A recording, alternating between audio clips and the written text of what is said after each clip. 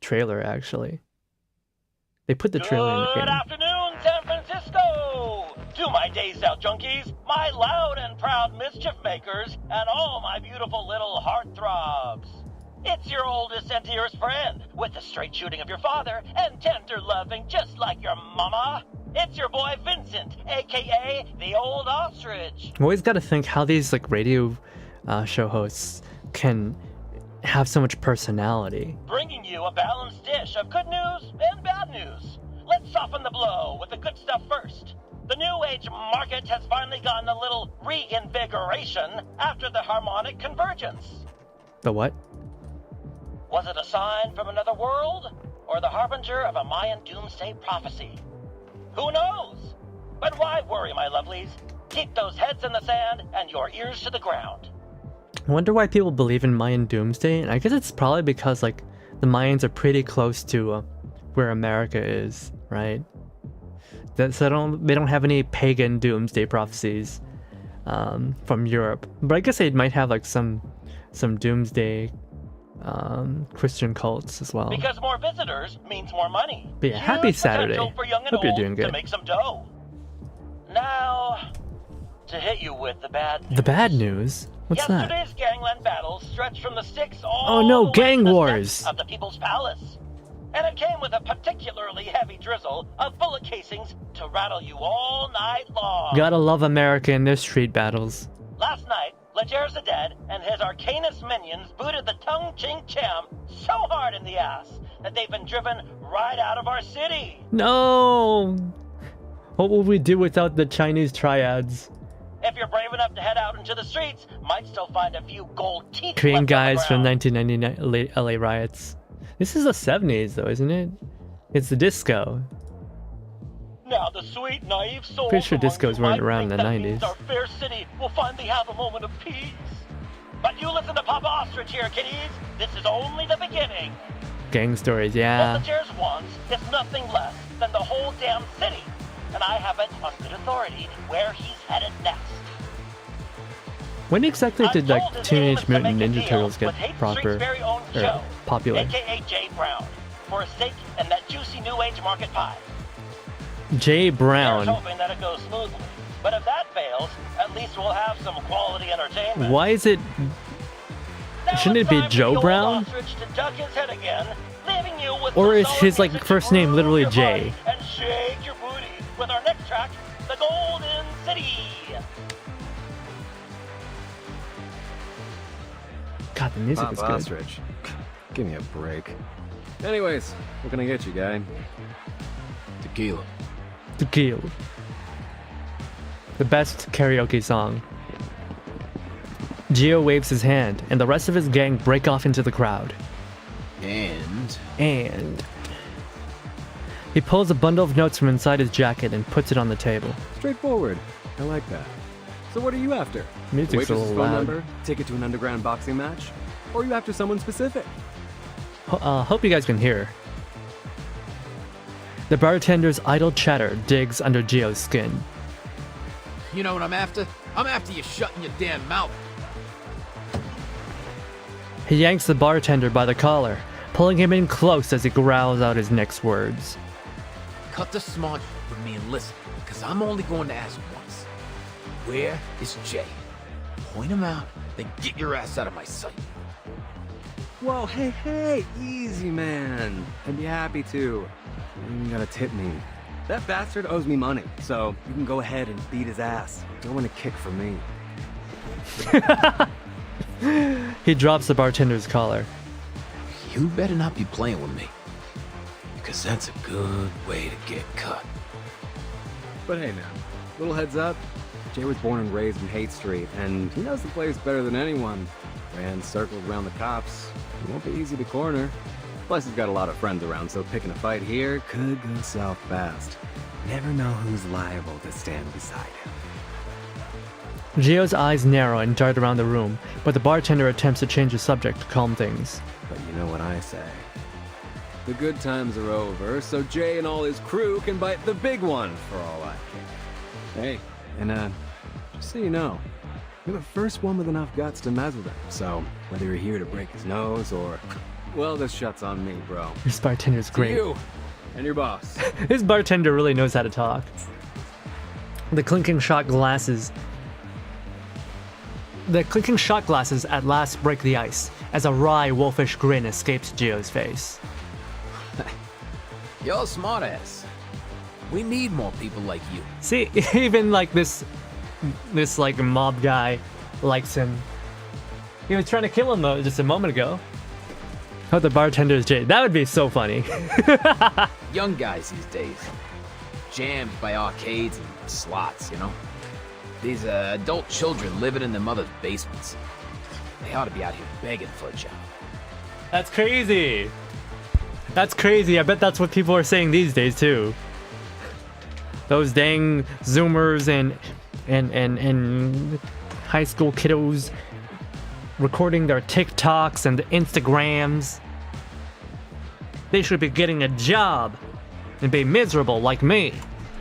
A heavy hand lands on the bartender's shoulder. What's your name, pal? It's probably Jay, isn't it? It's Vern, sir. It's Vern. Put it there, Vern.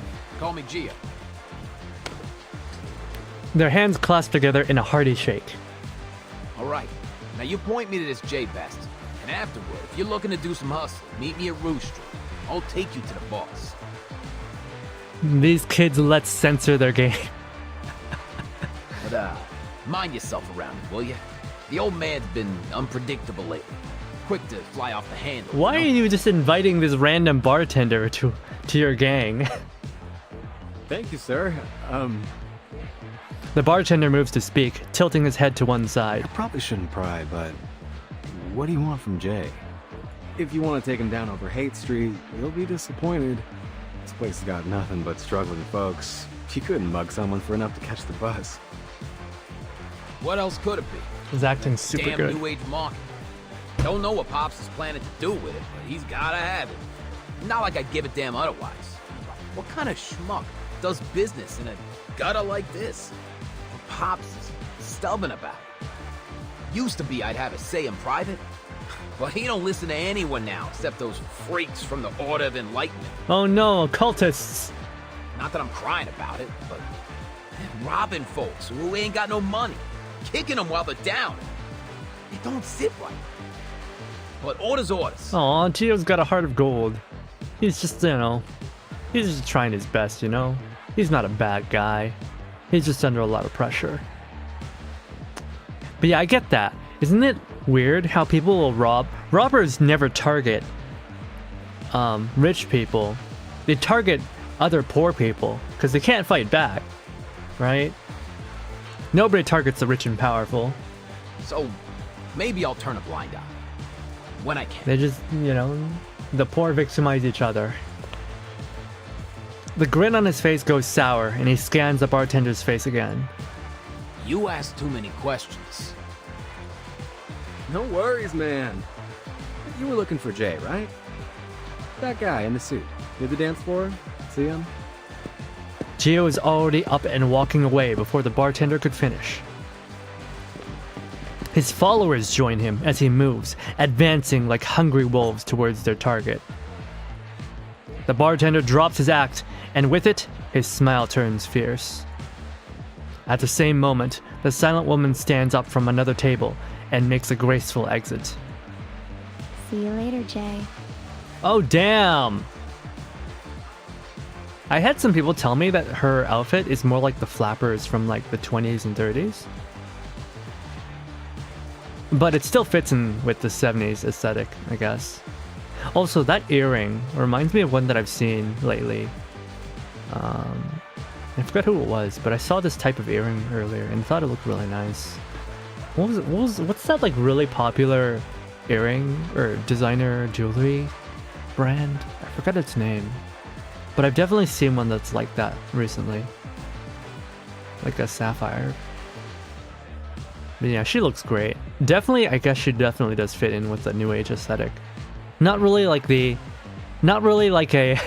hippie, but more like, definitely more like with the new age, like, no, definitely more on the disco, right? She She's all dressed up.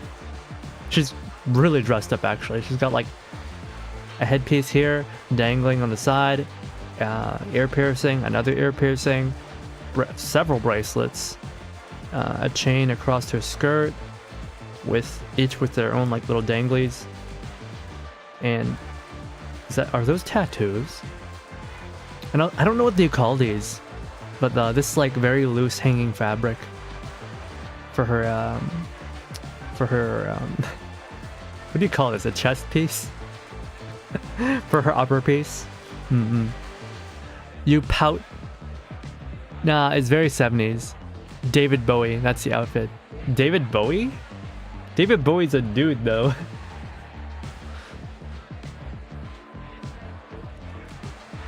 No, like it's definitely like reminiscent of like how the Flapper is dressed, especially with like the fur. It's definitely how the Flapper is dressed in like the 20s, I believe. But probably more skin than that. A lot more skin. She's showing her navel. I like her voice actress. The bartender responds with an imperceptible nod. It was Jay. So who'd he show them to? The Technicolor lights cast everything in a dreamy glow. Caught in the ecstasy of the pumping music, the dancers on the floor are unaware of the scene unfolding nearby.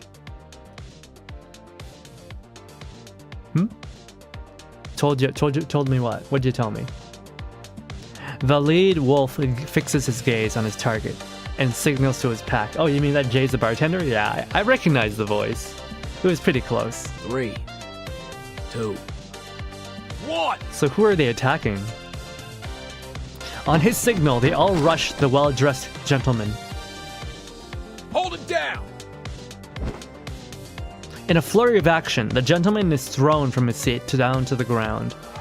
As the violence erupts, the crowded dance floor freezes, and the music stops on a skip. Gentlemen, what is happening here? They're attacking the mannequin man! Gio steps hard on the gentleman's shoulder, leaning down on him. His face is twisted into a predator's smile. Tie up his hands, but careful you don't break them. For now. Sure thing, Mr. Gio. Dentist? His grip tightens, veins bulging, and then... Oh no, his arm! The gentleman's hand pulls loose from his body, plopping up through their grip and rolling across the floor. What the hell? What's going on with... Huh? An unseen hand taps Gio's shoulder. He turns his head. A heavy punch strikes him across the jaw. That hurts. You got rocks in your jaw. Was he like dressed with this leather like motorcycle outfit and he was bartending in that the whole time? Probably not. Jay shakes his bruising hand before extending it down to the mannequin gentleman on the floor. Trust me, you're the perfect bait. You draw the fishies in like a magnet. I'm bait? This is terribly unbecoming of you, Jay.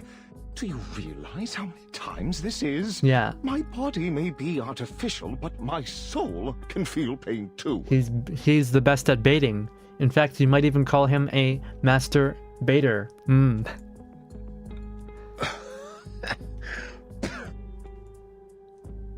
Gio spits a gob of red from his bloody mouth. You lying sackish. It's so funny whenever they get censored.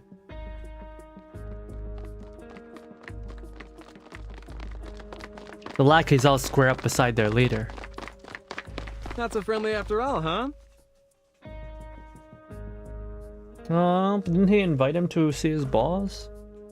We'll continue our conversation later, Jay.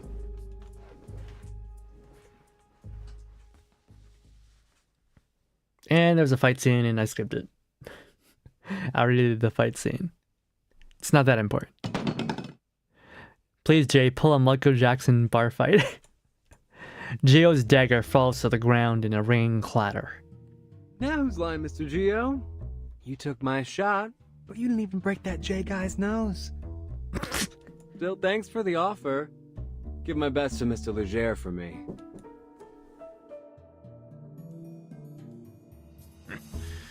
The old man is gonna like you, smartass.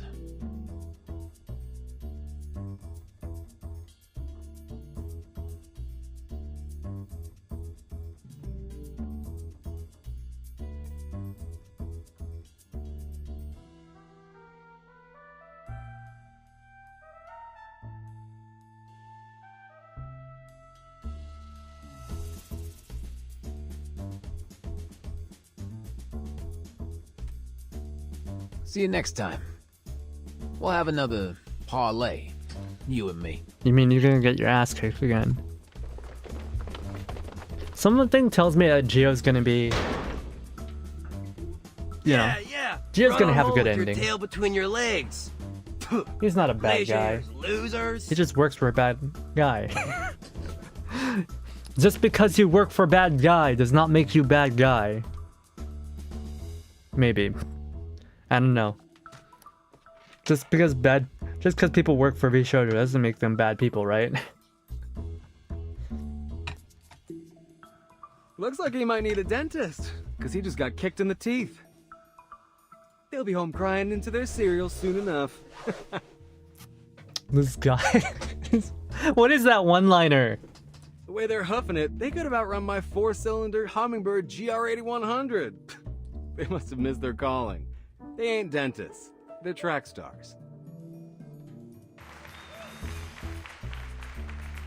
Yeah, Jay! Woohoo! My hero! Bottles are raised and cheers made in recognition of their triumph. Cheers to unbreakable bonds. Beckett's gonna die. To unbreakable bonds. Beckett's gonna die for sure. Jay, stop, you're so me-coded. After a cascade of clinking glasses, the music is spun up once more and the club returns to their dancing. The excitement continues for some time after, only being broken by the arrival of a disheveled-looking young man. Look, Jay, I gotta go. The shelter is gonna be closing up soon. You look better than the other dude. You don't look disheveled at all. My partner at the shop, you know. He rubs his stained black fingers across his face, shaking off some flakes of drying blood. He doesn't like it when I come in covered with blood. Scares the rich types away. It is getting late. Celebratory atmosphere wears thin and tired as more people leave. It's all good, bro. Thanks for coming today. If there's anything I can help, Jay pats his friend on the shoulder before pulling him into a hug. Ah! you know where to go. Oh, big brother, Aniki. Aniki! どこでもついていくよ, Aniki. I'll follow you anywhere. Hulk sniffs, returning the hug with a tight squeeze. Thanks, bro. But if you're really such a good friend, how about you spot me $250,000 or so I can buy that sweet new convertible Lamborghini LM50? Well, since we're such good buddies, right? Oh, wow. Lamborghini and Ferrari were they made up their differences and they joined a merger. That's so cursed. That's so cursed. That's so damn cursed. Didn't Ferrari exist because Lamborghini told them to fuck off? Wasn't one of the companies made exactly? Yeah, Ferrari they were like a tractor company or something, and they wanted to get in on the car business. And he's Lamborghini's like, no, fuck you. So well, he's like, you're too poor for me, and Ferrari's like, well, no, fuck you, I'll make a better car by myself. Yeah, sure thing, buddy. That's so give cursed. You a knuckle sandwich. I guess Lamborghini had some bad business in this timeline. They had to do a merger. See you around, Jay. Lamborghinis. Spirits are still high as they bask in today's victory, but tomorrow they must get back to work. The moment shifts as a stumbling dummy drives a playful kick into Jay's leg. Would you Maybe kindly Lambo wasn't a douche give in me this back timeline. my damn hands already? Oh, maybe. Stop kicking me. Just a sec. His hand has been in the corner this whole time. Something tells me he's gonna lose that a lot. My apologies. Where were my manners? Please don't take it personally, but I need to warn you that... Whoa, wait. Someone's missing. The disco ball continues its spin over the empty dance floor. Where's Mercuria? Hey, Miss Sputnik. Have you seen her? His eyes fix on the shining ball, which stops, then descends from the ceiling. The disco ball is Sputnik! Oh, Miss Mercuria. She left in a hurry, carrying that dagger those rough-type gentlemen dropped. That's insane! Oh, so you can see the shadow, the reflection of Earth in it. Also, they just have a sentient satellite playing disco ball at the bar, Do we follow her? at the club. No, of course not. She's just doing her thing. What is she gonna do? He shrugs, looking out past the door. In the 70s, having Soviets in San Francisco. Gio stumbles. He catches his breath before glancing back through the long alleyway. The old man didn't tell us what kind of mess we were in for here. I'm not paid enough for this. Yeah, I feel bad for Gio. I feel bad for him.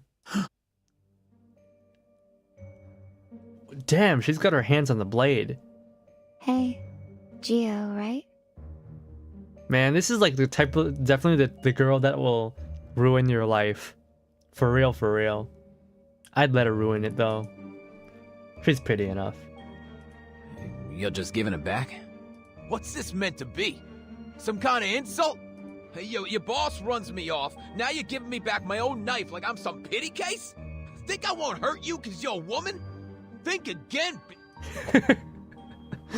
Anger overtakes his wariness of the woman, and he swings at his arm. The dagger drops to the ground as he reaches into his pocket, producing a wand. Be the void! Oh god! He's a wizard! You're a wizard, Gio! What was it? The disarmament spell? Femme What is fatale, I go. this? The black arcane symbols dissolve in the air as soon as they touch her.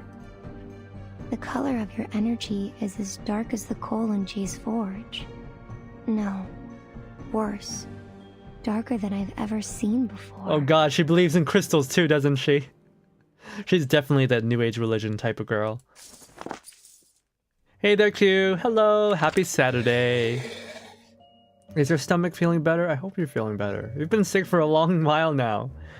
She jumps down from the fence and picks up the dagger. You're afraid. But something else besides that.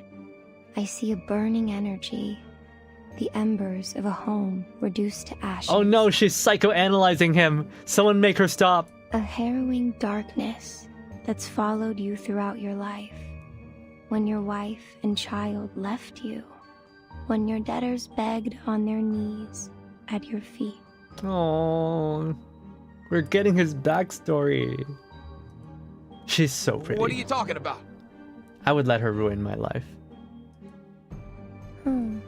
I understand you now, Mr. Gio. Forced to live with this darkness inside you. They picked the perfect voice for her. They absolutely picked the perfect voice for her. She'll spit your trauma on the first date. Hell yeah, I that's exactly what I want.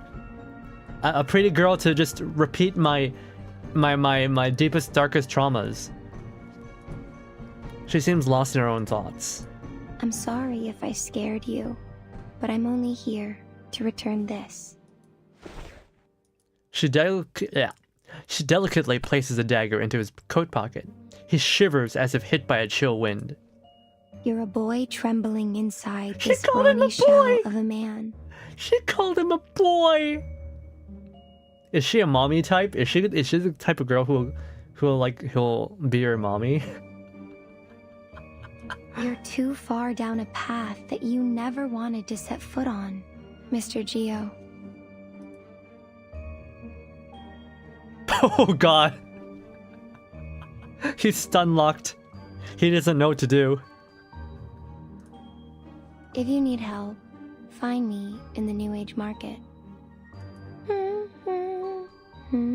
What the fuck? Just brings a little disco ball.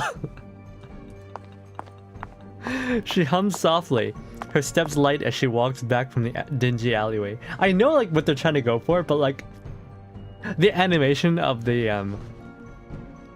character doing that all of a sudden is just really funny to me. Bro, she just destroyed him. The man stands in place, lost in her words, until an alley cat leaps over his shoulder. In his daze, he recalls the first time he fired a gun, the blood and brain matter, and a trembling midnight he spent hiding in the bathroom after.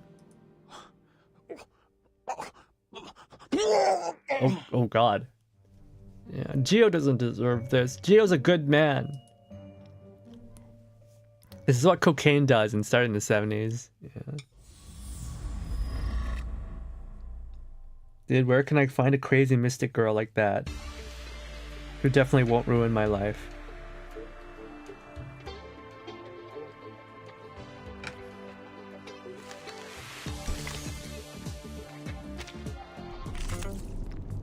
Go to libraries. Yoga meets, yeah, but they're not pretty like her, okay? They're not pretty like her. I don't dig the yoga pants.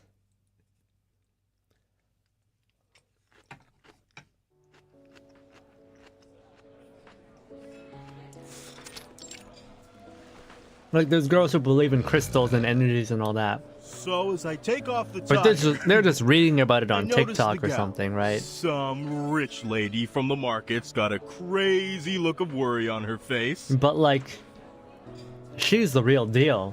She's actually a mystic, right? She fully believes it. Underground raves in. Man, do I want the STDs? Do I want the STDs? So I tell her, break my jaw if I'm telling a lie. I don't know if we'll We're find those good types these folks days. here. Don't believe me? Just ask around about Jay and his friends on Hate Street.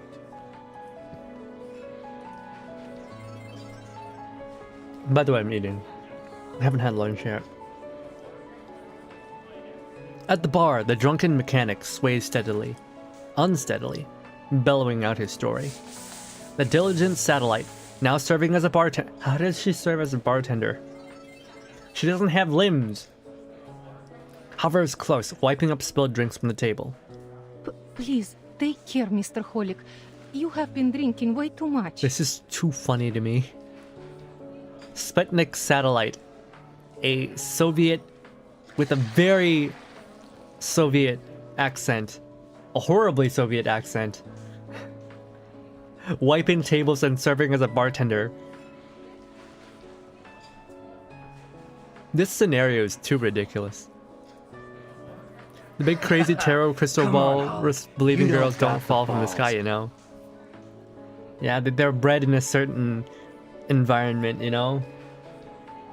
I don't think, you know, the ones we have nowadays are not the genuine real deal. They don't make them like they used to, you know? Not enough cocaine. I saw this guy get a nosebleed yesterday, and he cried like a little baby. Back me up, Jay.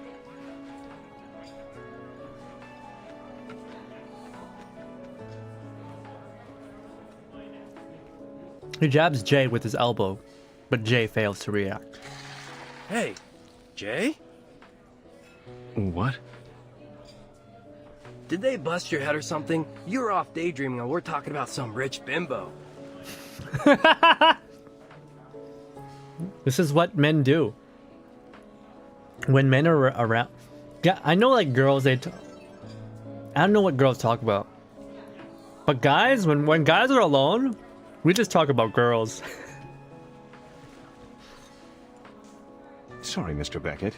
I believe Jay's present concerns may be revolving around, you know, Leger's the dead. Nah, way off, stuffed shirt.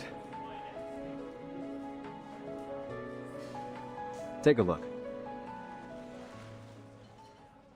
Bombshell News. Uncovered video shows FAE used as new execution method. What will the minds of those Hollywood producers think of next? Oh, I think I've seen images from this video. From spam FAE? mail and newspapers. We're still trying to identify this woman to confirm the authenticity of the video. If you have any information, True autistic please shit, call then us girls. at 429-7234 extension 7. Very true. Up next, homebound or hoodwinked? The mystery of the so-called long-lost son. Dang, look how classy they are, drinking wine. Why is the mannequin man with his biker gang? What's going on? Dang, she looks really good. She looks really good. But yeah, oh yeah. Guys, how do you hold your wine glasses? Do you hold it like our mannequin man over here? Or do you hold it like Mercuria? Do you do the little swish? I hold it like Mercuria because I'm an asshole. Like the mannequin man. Okay, you're not a douchebag like I am then. The kid that joined last minute into the school project. We turn to the story of Sergeant Howard Eden, a retired Army veteran and the stranger claiming to be his long-lost son. But is this a heartwarming reunion or a sinister story of senior exploitation? Let's...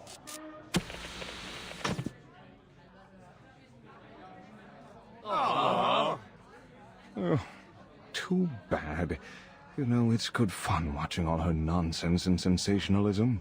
Hey, show some respect. Sure, that whole how woodchucks could control the world piece she did was a little iffy, but who knows what those woodchucks could chuck at us? That girl's insane. Let's watch All right. Netflix. Wait. That Ledger's thing is really bothering me, okay? What's his story? The drunk mechanic jolts awake and upright with a renewed excitement. I've heard it. Not gonna lie, kinda sick. Cops hate him, but the street punks love him. They say, back in Hunter's Point, a bunch of guys was torturing him, had him tied up like a pig, and when they got tired, they put a gun in his mouth and made him eat it. The bullet went straight through his throat out the back of his head. But when the cops came, they found nothing but a few bloody teeth. He was gone. Scary, right? But here's the thing. Yeah, Legers is a pure human. So what happened? Where did he go?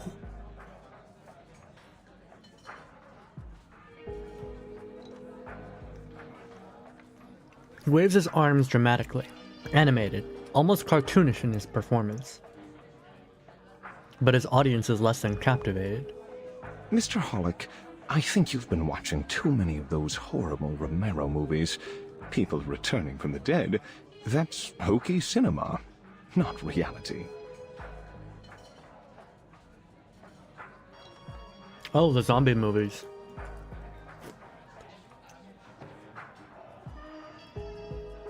Hollick goes red, unable to form any defense. Romero's like the original, like, slow-walking zombies, right? I can only assume this Legers the Dead made up this rumor himself. Perhaps so he might attract more powerful arcanists to his side. Potion addicts, smugglers, card sharks, getting them all under his thumb until he can gobble up the whole of San Francisco. And yeah, it's been working, but not anymore. 'Cause we ain't gonna sit and watch. Alright, so, Pioneer You're overestimating our strength, is the Mr. brains, Hollick. I'm guessing. Their enterprise is much more dangerous than all our previous rivals. No less so if they're aiming on partnering up with the lunatics in the New Age market. Yeah, he's the one who's actually thinking. Gotta agree with that assessment, Pioneer.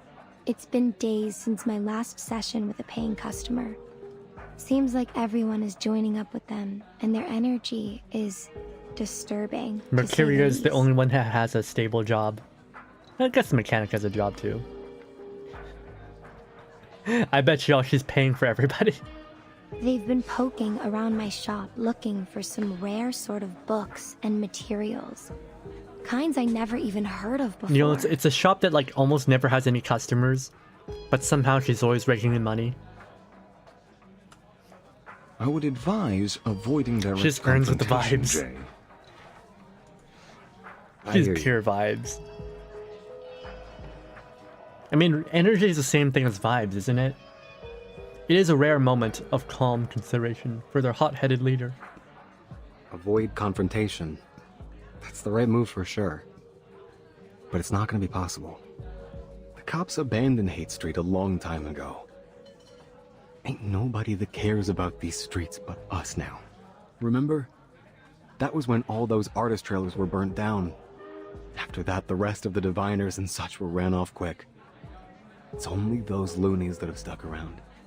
Misguiding arcanists, making everything worse. We were smart. We would have left then and there. Closed up shop. Took the first bus out of the city. Ran for our miserable, pathetic lives. Bro, are you okay? But then, we ain't that kind of smart, are we? But this is our home. So we've got to make our stand here, or we'll never stop running. The mannequin man next to him speaks, broaching his words carefully. Please don't misunderstand me, Jay. I'm only saying this fight is beyond our capabilities alone. Should we not consider asking... Don't you finish that thought. In fact, don't even think it. Oh, there's someone Jay doesn't like. There's someone Jay doesn't like. An old friend? An old lover? The sharpness of his tone is clear. The idea is beyond consideration, not to be touched on, not even to be breathed. Look, I know what you're saying, but... I don't know, man. That kind of talk is for cowards. We don't have to get them involved in this. You have to admit that they care about arcanists, despite all their bureaucracy.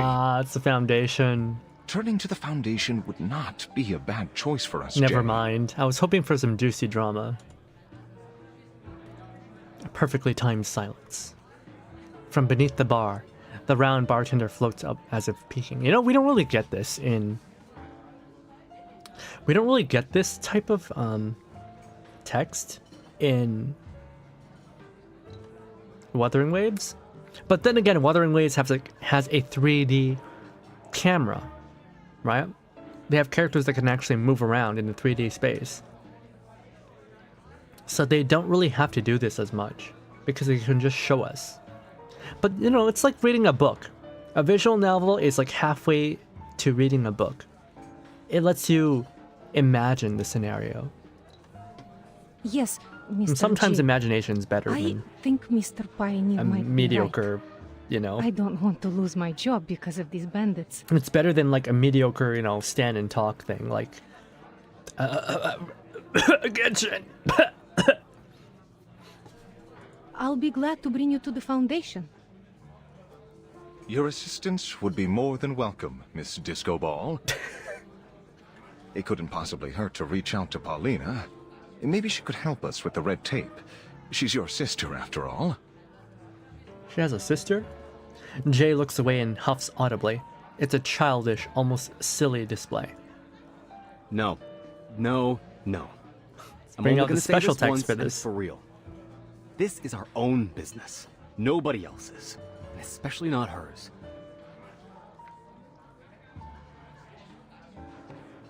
Oh! There is drama! Oh. Paulina made Hell her yeah! choice. She could have talked with me. She could have approached us if that's what she wanted. She had the chance. She's had years. Not a word.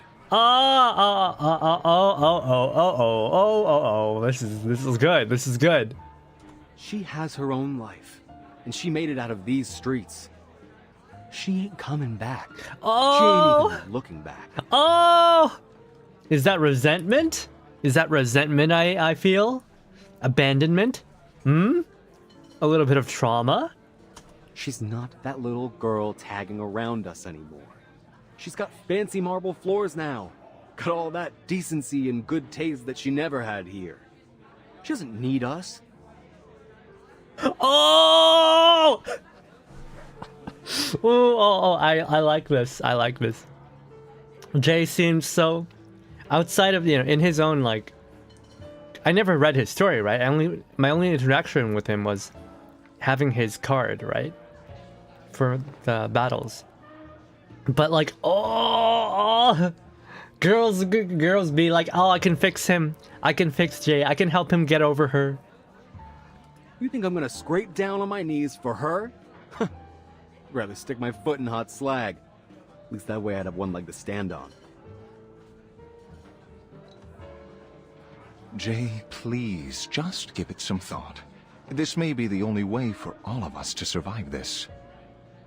Ugh, I need a drink.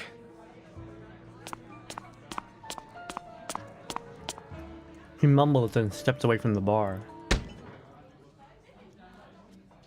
But as he does, a darting figure collides into him at an unfortunate angle for both of them. Something just hit me in my... Oh no. Did he get stabbed? He crumples over, wincing in pain.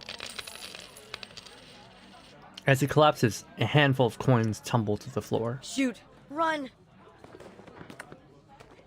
The small boy makes a panicked sprint from behind the bar. The round bartender stammers out a revelation. Mr. J, all the money in the bar is, how is it you're saying? Gone! Cat. Ugh. Catch that kid. Oh no, he got stabbed.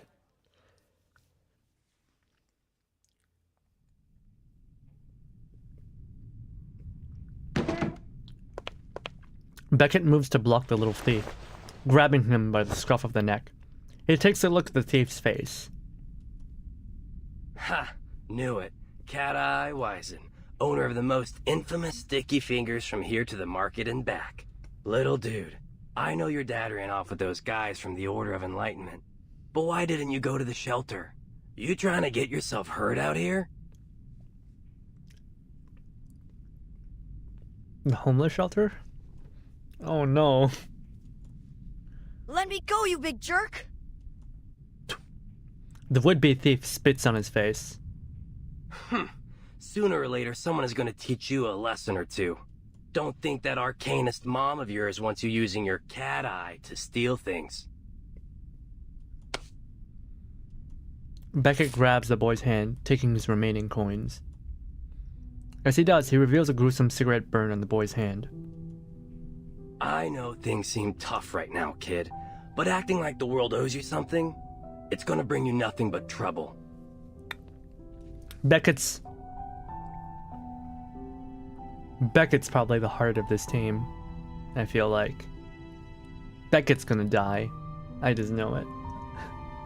No! Look, he's already so scrapped up. Dude's barely scraping by. I feel like Beckett's gonna die. I feel like Beckett's gonna die.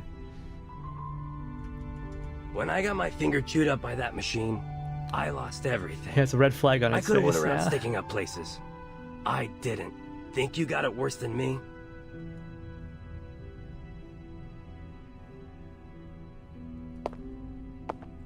Mercuria picks up the coins strewn across the floor and walks over to them.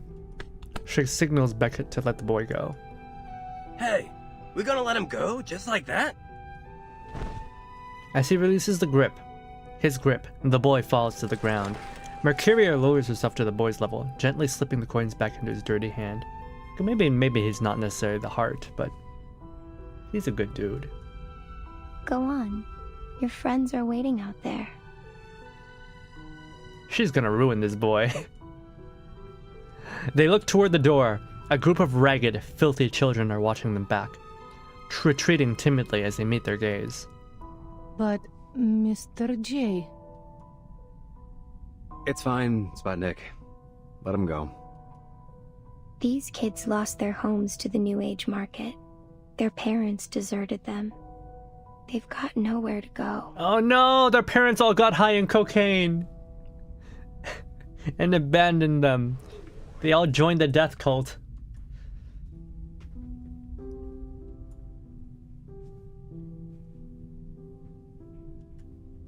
Beckett. Damn you, 70s. Look at them. You can't compare.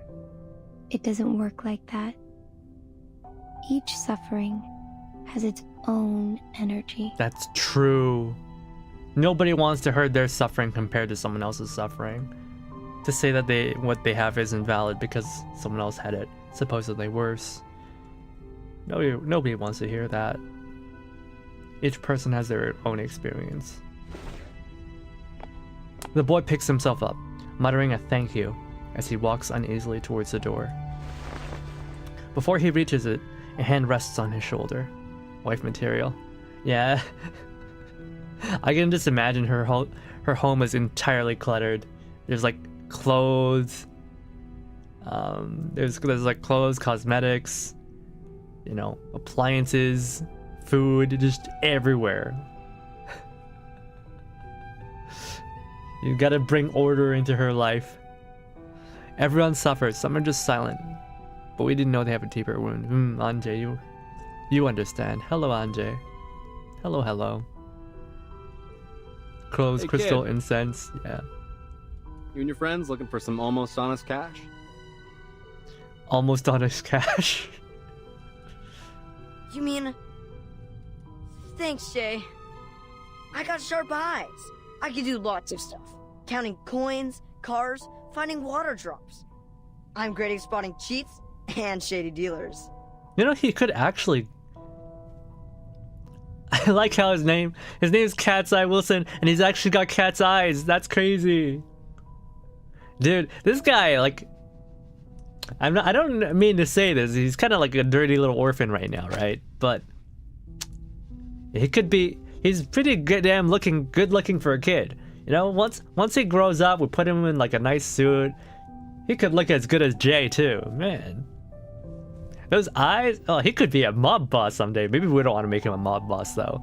Like, I'm going to assume he's got very sharp eyesight, so he can really pick out details. So he could maybe be a good gambler too. Who knows? He could do a lot of things. Young Anakin, oh no. He's got a high midi-chlorian count. Jay pats him in a brotherly gesture. Easy, kid. Fill your belly first. Miss Sputnik, please get these kids some burritos. Dang, kid, those arms are like chopsticks. Hey, Miss Sputnik, let's make those extra meat. Are their stomachs even big enough? I don't know. When you're like starving, right? If you just suddenly eat a lot, you're gonna get sick. Alright, man. But Consider like, my second thought over. then again, you know, the extra meat is probably good for the heart. Even if it's not good for the actual stomach. Yeah, you throw up. He slumps over the bar, giving a long sigh at the old photograph in his hand. Oh, that's Paulina. Oh, his sister's cute. Her head's massive. Look at how small his eyes are. Look at how huge her eyes are. Look at how big her head is. That's so funny. That's actually so funny. Why do I feel like I've seen her somewhere before? He stares at the girl caringly, while she looks cold, longing for independence and freedom. Why do I feel like I've seen her somewhere before? Tic-tac-toe for it. Regardless. She's got green eyes. His eyes are blue, though.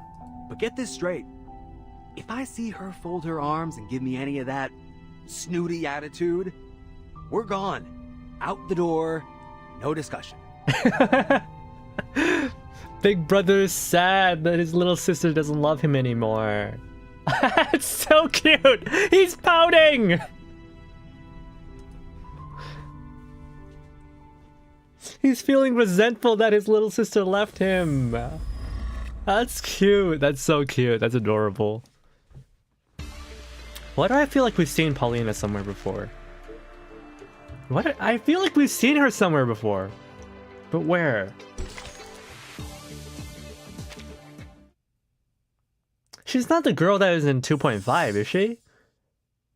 She's not that girl, is she? Please tell me that she's that girl. She kind of looks like her. The one who like got mind crushed. Oh god, I hope it's not her. The wind sways the windows shudder as it blows in through its gaps. The thin door does nothing to block out the noise beyond it. Clattering dishes, clinking glasses, and chattering talk peppered with curses. Curled up on the bed, a girl sniffles, holding her teddy bear tightly. But Joe, those men in white said there won't be any more bad people around the school. She's German. Very interesting. Yeah, I don't think that's her. It's probably not her. Is it? And nobody will be hungry, just like before, like with Mom and Dad. They'll give us candy, and soup, and real meat every week, and a big comfy house. She raises her little hand, as if reaching out to a dreamlike house.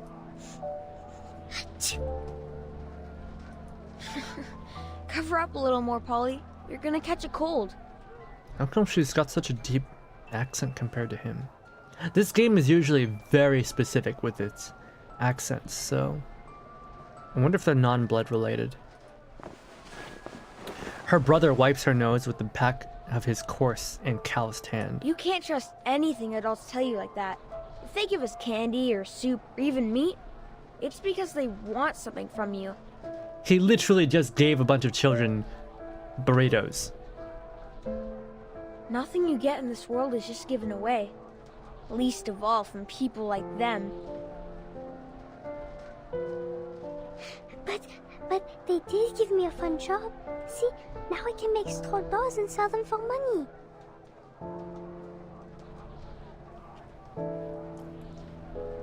The shabby pile of dolls are stacked up on an old wooden table. That's because they need you.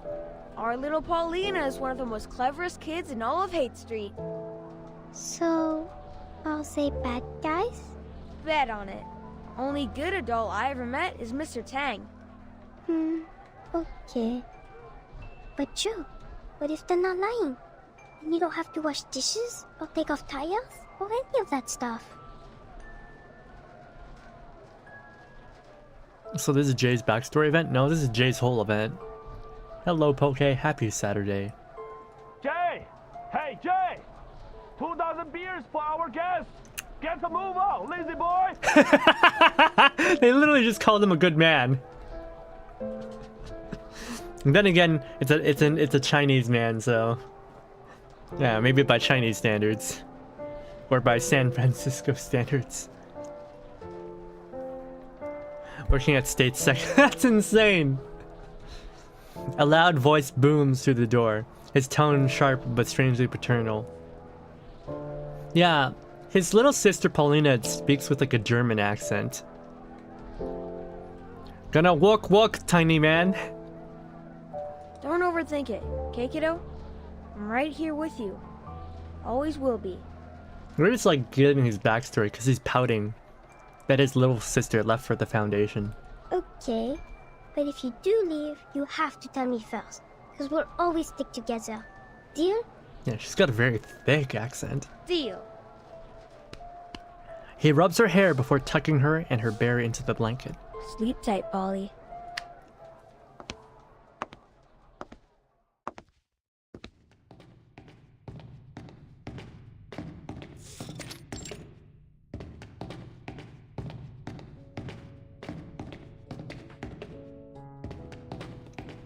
Ah, you're right. Maybe she's French. Perfectly aligned stone columns blend into the walls. The floor is spotless, overly tidy. Even the lights above shine in exact symmetrical patterns. It is a distant and alien world to them. Nothing like the cluttered alleys and unkempt streets was home. This place is ritzed up like a palace. Who do they think they are? Who needs a floor that shines like a mirror? What, they hire a dog to lick it clean every day? Jay! He's like very typical blue collar. He can't handle it. He can't handle the stimulation. Oh, Philistine as ever, Jay. It's evident the people here must possess exceptional aesthetic taste. I'm at my limits of you sucking up to them. This place is built like a fortress, a bomb shelter. Makes me feel like I've got a target on my back. Maybe Can't imagine why anyone would feel safer here. Maybe it is a bomb shelter. For the biggest bomb of all. You ask any artist, they'll say, clean kills the soul. Might look clean and tidy on the outside, but inside... He looks around absent-mindedly, failing to notice the 3 staff members walking in his way. Shoulders collide, sending the small girl sprawling over. Oof! That hurt! Just what this place needs. Another stupid oaf that does not know how to watch where he is going. The snootiest, poutiest French woman in existence. He had to run into her. Hey, mind your manners, short stuff. Excuse me? Did you just call me short stuff? This is too good. This is too good. That's so adorable. Jay is clearly taking the pleasure in the petite girl's annoyed outburst. I apologize for my friend, miss. He ought to mind his own manners. Considering you two look as though you have just wandered in like, how do you say, lost puppies? I'll let it go, just this once. It's adorable. Are you here to register as Arcanist? Sorry, we're just in the middle of a shift change. Please wait a moment. Isn't it Fiona's shift? She should be able to handle this on her own. There is work to be done, people! Quickly, vite.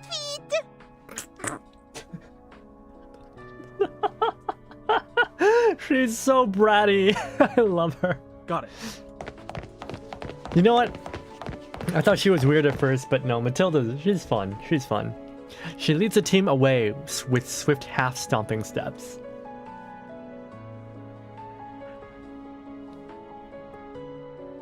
Hello. Welcome to the St. Pavlov Foundation Reception Center. How can I help you? Hello. We're here to visit a member of your staff for, some private matters. If possible, we'd like to have a conversation with her in person. The staff member's smile is visibly forced. Sure. I'm surprised you can Please see read the it through that visitor's mask. advisory here and fill out these forms. Oh, she drops the papers. The dense tower of paper tumbles out of her hand, spilling out over the floor. I'm so sorry, sir. Just let me pick these up. Jay bends down to help her pick up the documents. Relax, miss. It's nothing, just a short visit to my sister. She's like a clerk here, or something. Nothing important. Her name's Paulina Lesage. Just tell her that it's her brother. Just popping by for a Lesage! Wait, isn't that... Lesage, isn't that the gang member? The gang leader? The dead guy? What? Is that your last name, Lesage? But no, your last name was Brown. Your last name was Brown. You're Jay Brown. What's going on? Uh-oh. The receptionist falls silent and pale. Helena Lesage. Could you tell me your name again? It's Joe. Joe Brown. You can call me Jay. Yeah, it's Joe Brown. Fiona anxiously shifts through the scattered papers. She looks down at the list in her hand, then up at the person in front of her, repeating the process several times, as if confirming something with delicate care. Then she stands, and after regaining her composure, begins walking down the hall. Did she not even say anything? Follow me, please. Oh, okay.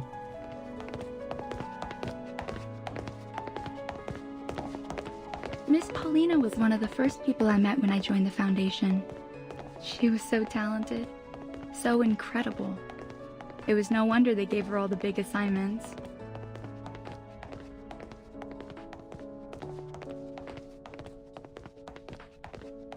I could always tell she was very proud, but not in an arrogant way. She never turned her back on people. I always knew I could turn to her for advice. Wait, I know what they're doing right here. They're gonna set her up like she's like really admirable and proud,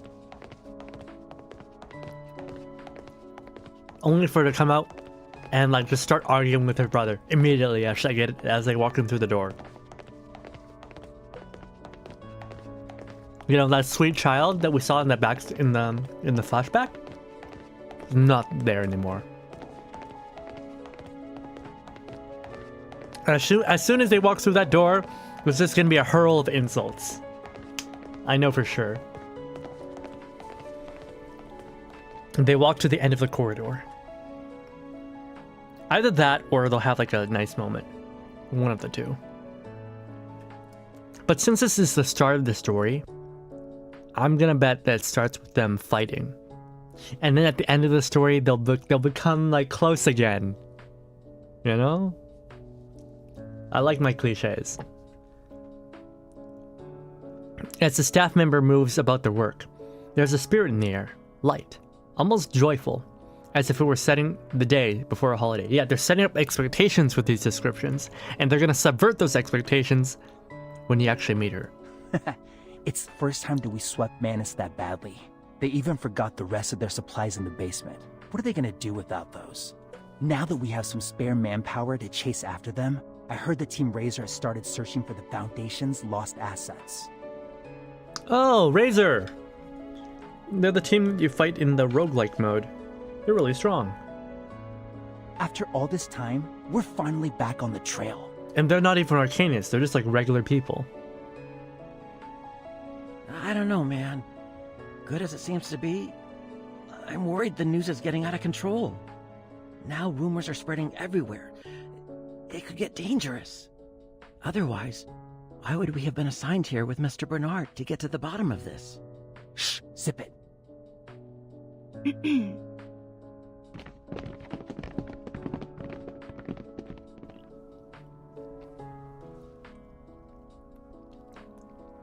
The people chatting by the door take notice of unfamiliar visitors, shifting their gaze as they make their way. What, you guys having a party or something? Never seen an office so smiley. Man, this is so good. Compared to yesterday, when it was just monotonous exposition non-stop. Here you actually have characters making jokes and showing their personality. Not being so damn serious all the time. Feels like a sales day at the mall. All those eager girls and boys running past the window. A mood like this usually comes with good news. Please don't pay them any mind. They're just chit-chatting. Doesn't really mean anything. It might mislead you even. She takes a key from her pocket and inserts it into the lock. But she doesn't turn the handle. Her hand rests on it reluctantly. Uh-oh. Gentlemen, come in please.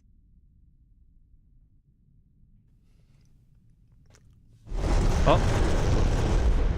Oh. What's gonna happen? What's gonna happen? Archive room, San Francisco. Beams of harsh light descend from above, stretching near to far. The space is vast and silent. Despite all the smiles, it hasn't been easy for us recently. Our time and resources have been stretched thin. We've suffered a lot of losses. It still feels a little unreal that we're still standing. What are you talking about? A lot of good people sacrificed everything they had to get us where we are. What's going on? The walls are lined with transparent cabinets, each marked by a stamp-sized photo. Next to the photos, the label numbers increase in number, progressing digit by digit. Oh no! The numbers grow, ticking from over tens to hundreds and oh no! Excuse me? I suppose that's also just idle chit-chat. Maybe I don't know any more than they do. Oh. I only just wanted to say, since you're family, that Miss Paulina was one of the best people I've ever met. Was! Pass it to everyone here. Oh no! Oh god.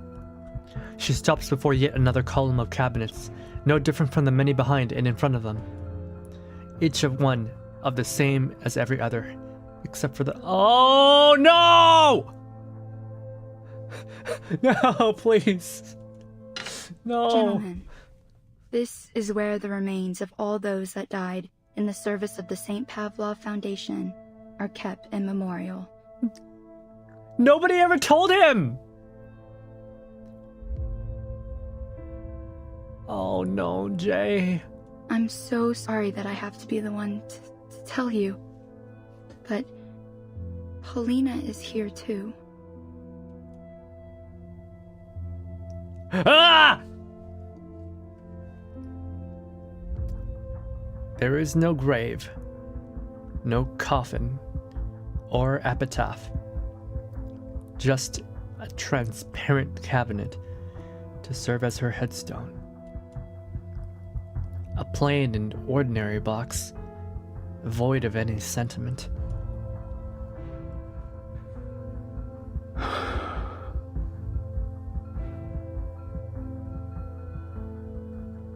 Bro. That's not what I expected at all. Where's the cliche? You better know what you're saying, miss. No, he's denying it. He pretends not to see it, but knows exactly what is there. I didn't expect the hand, me neither. That unmistakable, familiar blue ribbon. I'm sorry, Fiona dear. Would you mind giving us a moment of privacy? I'll be waiting outside.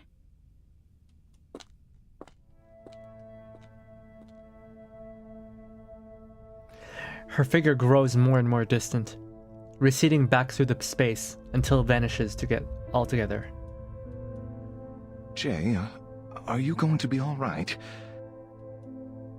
Talk to me, Jay. Is there anything I can do for you? Maybe we can take a look, just to be sure. No, don't do anything. Damn it, don't you fucking do a damn thing. He struggles against himself, failing to hold himself back. How can all that someone was be in a box like this? It's so small. This is some kind of sick joke. Jay! Easy, Jay, easy. Pioneer grips his arm tightly, staring directly at him. The atmosphere is filled with heavy, unspoken tension. Until Jay lifts his gaze to meet the mannequin's own. Do you have her photo? You stay here. I'll go double check. With trembling hands, Jay pulls out the crumpled old photograph from his pocket.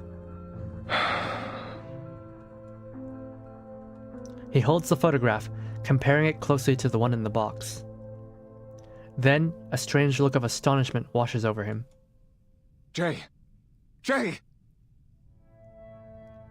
Did Fiona fuck up? Did Fiona fuck up? She did, like, spill her papers earlier. Maybe she got the name wrong, you know? This can't be right. Come here, Jay. You need to take a look at this. Please, come on. Jay walks toward him like a zombie, and then... Wait, this? What the heck? This isn't Paulina. Fiona, you fucking suck! You're so bad at your job! The people from earlier, those two agents, they're like, this Fiona person, yeah, she can handle it by herself. She's not that useless. Oh god. This Fiona person. It is as if a light suddenly flickers over his head. So then what? This was all some kind of bullshit? That woman out there just decided to mess with my mind? Or did she not want us to see Paulina? Maybe they got the photo wrong?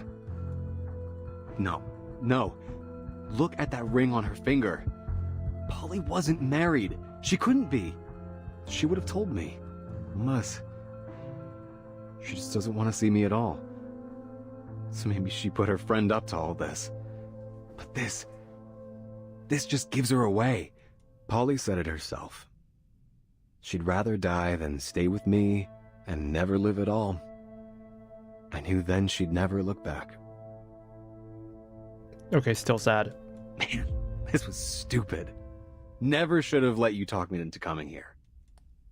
I know that sometimes brothers and sisters don't get along, but I thought that only meant little fights, quarrels over toys. This is something much worse. We're leaving. Now. Ugh. I can't stand the idea that she's just looking at me through a monitor, maybe even laughing at her pathetic loser brother. Get me out of here before I turn this place upside down. No, stay.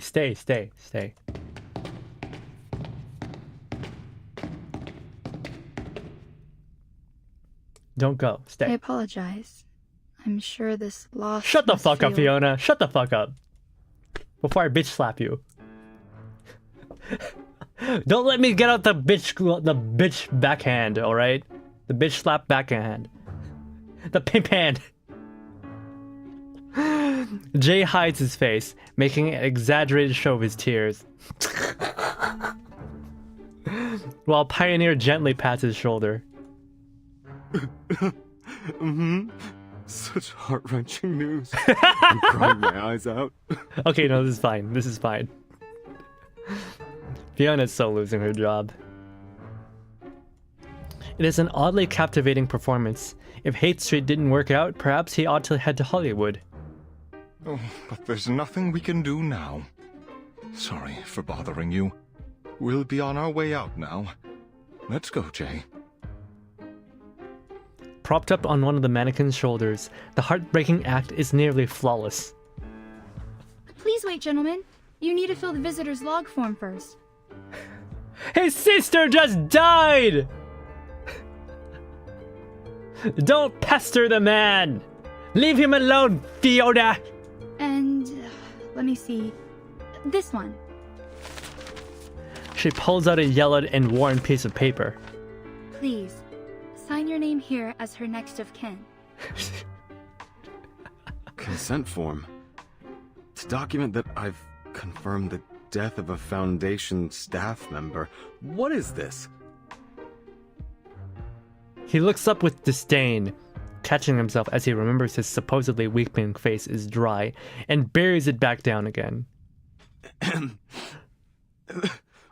Why do I have to sign? I love this Don't man. you understand? I can't take any more of this. He's a treasure. I'm sorry, but please bear with me. I thought we might confirm her belongings with you. It's standard policy, though usually within the Foundation. Then I could ask my superiors. Maybe they'd let you take these home. Here, I'll just need your name and address. What? That's just sick, miss. His expression changes abruptly, rising up into a bitter scowl. You're really asking me to sign some papers? For what? So you can hand me off some old junk and pretend this never happened? You think that's enough to get me to stop asking questions? Where is she? Did you really think it would be this easy, sis? That I didn't care? He grabs Pioneer and runs off without looking back. Sir? Sir! Security, stop those two gentlemen! They haven't signed the confidentiality agreement! Security! Stop them! Armed guards! Stop them! They haven't signed the NDA! Before security can react, the duo have already escaped. Excuse me. Excuse me. Man, move your ass or get moved. Man, move your ass or get moved. Stop them, the NDA! They dart through the bursting halls, dodging employees with cat-like grace. What's going on? They're after us like we tried to ditch a bill for dinner. Told you these Foundation creeps are all the same. As soon as you don't buy what they're selling, they start trying to get you shot. If she wants to cut me loose, then she can damn well say it to my face. But not like this. Not this bullshit. They wind through the twisting corridors, until at last they find an exit and dive through. There's a wave of uneasy commotion in the hallway as people gathered in a throng. A tall man moves through the crowd. As he passes, the throng goes silent. Fiona, can you tell me what happened here? Oh.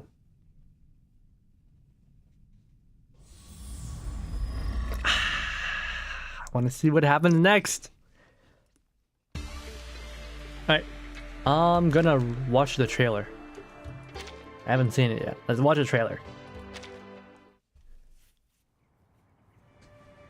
She's definitely losing her job. Just wait and see, Jay. I'll make you pay. Oh, it's Gio. Hey. He's Gio, puking. Right? You forgot this. If you need help, find me in the New Age market. Good afternoon, San Francisco. So this is the New Age market. Then this must be where those two troublemakers are hiding. And now some bad news. Wait, Burning Man? To make a deal with Hate Street's very own Joe for a slice of that tasty New Age market pie. 1990, it's not the 70s. Let's play a game. They're fooling you, Paulina! Don't you see it? Enough! I'd rather die out there than stay here and never live at all! Mind yourself, please! The revelation! It's 1990. The revelation is coming! It's a death cult. The game isn't over yet, Jay. The Honorable Apostle and Miss Mercuria have been expecting you. Answer me, Jay. What are you going to do when your friends point their knives at you? Oh, wait. How do we keep Is she with baddies? their sacrificial lambs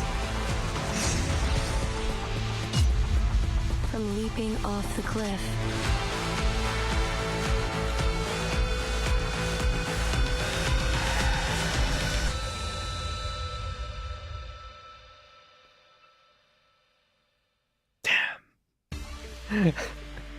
Is she with Manus?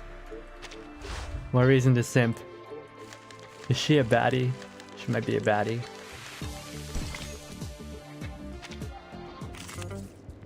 Oh, wait.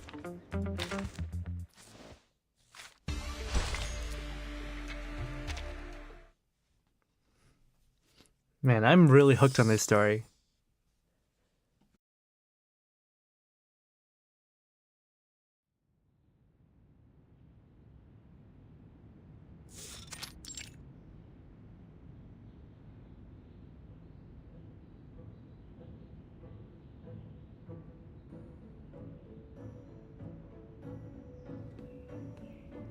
Neatly stacked clothes lie on the bed, the suitcase open and empty.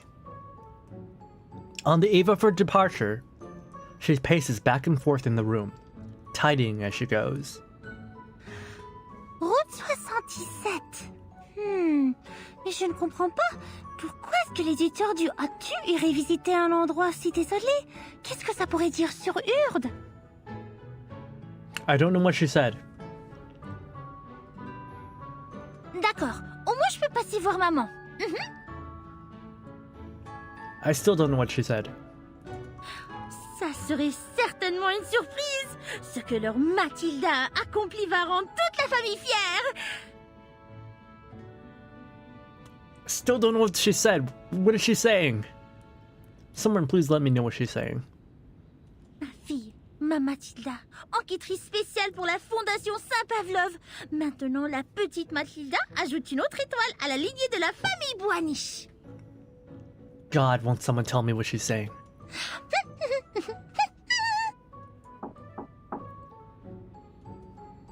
The sound of knocking comes at an inconvenient time. Miss Boanish, a moment of your time. Unfortunately, it seems our mission has been cancelled. Evil Whitehod. She's French. She's the Frenchiest. Cancelled? Why? You may have heard what Fiona did. It was a lie. Well, I had heard the chatter about it certainly, but she only just started as a receptionist. It is no matter if she is a little unfamiliar with the processes and, Per regulation since the first storm, families of the deceased employees are no longer informed of their deaths. But she made a mistake, or forgot. Hmm? And the 2 arcanists she received earlier got away from her near the memorial hall. They didn't even fill out the proper forms. Hmm?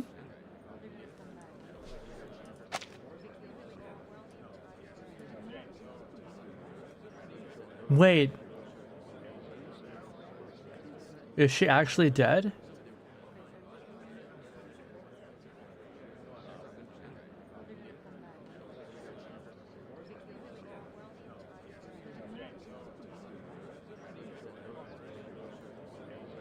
Oh.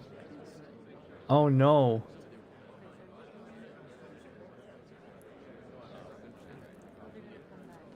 If this is like a prank, then this is going really far. Maybe the Foundation thinks she is. Oh, maybe. Ah, pas bon. That could indeed represent a serious intelligence leak. And Mr. Bernard asked that we get ahead of the narrative before it gets to the press. Given how fast the news spreads in this day and age, new orders are for us to find these 2 visitors and prevent the information from further spreading. Us? Of course.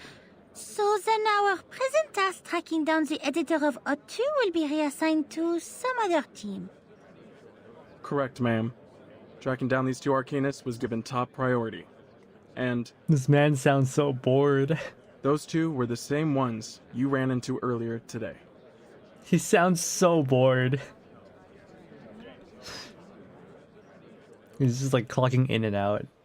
He doesn't want to be here. Oh hey, it's Burning Man. But this is clearly a forest and not a desert. Fortune tellers, alchemists, and arcanists of all stripes gathered together, creating a sprawling marketplace.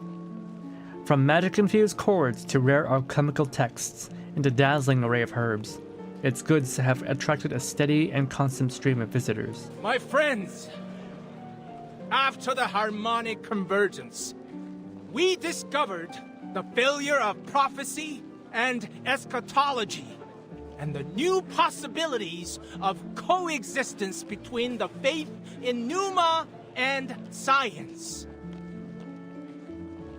They claim there is one God, and God is dead. But is that so? Friends, it's time to abandon the disputes of religions and to know that we are one. God is you. God is me. In the midst of the bustling crowd, a speaker gives a lecture out to no one in particular, seemingly unconcerned if anyone is listening at all. We've got information that our escaped visitors have gone into hiding with an energy healer called Mercuria. That's her job description, energy healer. It's crowded here. I'd rather not attract attention to ourselves, so keep your heads down. They're all wearing foundation masks. A solitary tent stands out in the corner, a refuge from the bustling crowd. Some kind of temporary tent, and a sign lying on the ground. Something's not right. I barely sense any arcane fluctuations here. Could it be a trap? This market is filled with unregistered arcanists. Not to mention the human tourists. There are sure to be dangerous ones among them. Shh! With her sharp ears, Matilda noticed a faint whispering sound emanating from inside the tent. I shouldn't have come. They're gonna slice me up and feed me to the pigs. Gio? The deep, painful cries of a man break the quiet of the moment. Irrelevant though it may be, it draws the investigator in. The girl shifts her feet cautiously, as if approaching a sleeping, coiled python. She delicately lifts the corner of the tent's opening and peers inside. Pigs will eat everything. All the bones. It is Gio. Your head. Not a hair left. That's how they treat traitors. Wait, what happened? Pops won't save me then. He won't stand at my side. No. Mysterious girl places her hand over the hulking man's trembling hands. But here you are, Mr. Gio, shivering like a new leaf, because you're ready for an answer. Guys, she's gonna fix him. Maybe. The answer to yourself. She's gonna fix him using vibes. She sniffs the air around him. You brought a strange smell with you, and a weak, faltering energy, like that of someone gravely ill. Girl, that's the smell of puke. He was puking after you dug up his trauma. Have you been to any hospitals? No, just following ledges. Nowadays, only visits we have are the living or the dead ones. Not much in between. We don't deal with addicts or sick dogs. Ledgers. That's the little sister's surname, isn't it? Wait, shut it. Before you start, I'm not buying any of your goddamn spices or candles. I'm just here for an answer. How did you know about the fire that took my family? How? Are you some kind of psychic? Or a prophet? Tell me! Tell me! He jerks his hand away, only to begin gnawing at his nails. No. Oh, I shouldn't have come here. Unless... maybe I'd chop off your pretty little head and give it to him. That'd be my excuse. In an instant, he presses a dagger against the girl's throat. Matilda fights the urge to rush forward to help. The candle illuminating the room is snuffed out. What have you got? What do you see in your hand? Is it a knife for my throat? Or a diamond-covered key? Dang, she's gonna talk no jutsu him.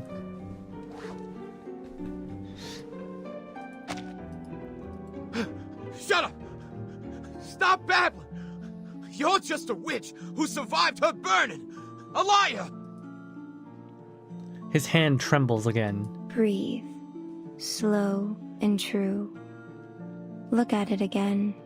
This is a dagger forged in your own dark flame. She really do be gatekeep, gaslight, girl bossing him. He looks at the dagger, as if seeing it through new eyes. Everything has a shell of meaning. But hold your gaze on it and it all strips away. Until those words become strokes of black and that dagger becomes a cold sheet of metal. Her incense burner releases a puff of strong scented potion into the air. Ah, she's drugging him! All at once, the dagger transforms into a blazing fire. It slithers up the man's arm towards his face, roiling and coiling like a snake. What's going on? Professional grasslighter. Meaning Grasslighter. is a cage. Cast off its shackles, and nature reveals itself to us. Don't be afraid. Hold that feeling. Now close your eyes with me.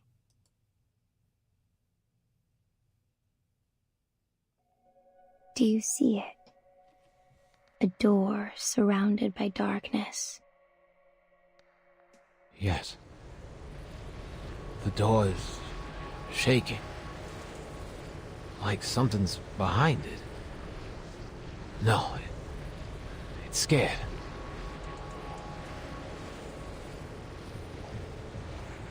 Don't try to picture it. Take away the shell. Just tell me by the impression. Where does it lead you? It goes home? Fire. The door's on fire. No, I don't want to go there. Not there. Someone's screaming. Savina! My baby! No! No! Help them! Help them, please! Oh. Mercury, what are you doing? Why are you making him relive his trauma? That's over now. Look around. Who is with you? Pops? And others? They're standing with torches and chains. The gang killed his family. Who are the others? I don't know. I don't know. Their eyes are covered by hands. No, not hands. Those are hand-shaped masks. Manus vindicte! Ah! His boss is Manus. And they killed his family. Oh no, Matilda. Matilda, they're in the middle of a session. Shake. Matilda. A beam of lights breaks in from above, expelling the smoke and darkness of the scene. The extinguished candle catches flame once more, and all present returns to reality. Hey, who's this girl? Didn't your mom teach you not to spy on people? A hand stretches from behind and lifts the investigator up to her feet. You! Behind them, urgent footsteps reach the scene. Miss Boniche! Damn it. You're the girl from the Foundation. Ain't that just my luck? Jay flings the girl from his hand like a hot potato. Catch it! Ew, stinky. Smells like onion.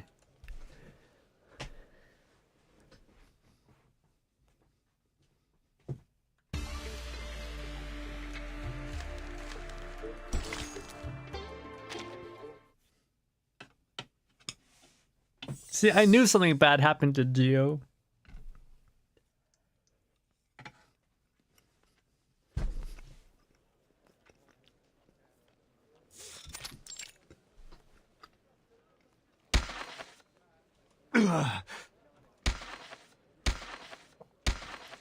He falls to one knee, lifting the long, wrapped shaft that has been on his back. The spell continues to strike him, forcing him into a step-by-step retreat. Mr. Brown, we have need of your cooperation.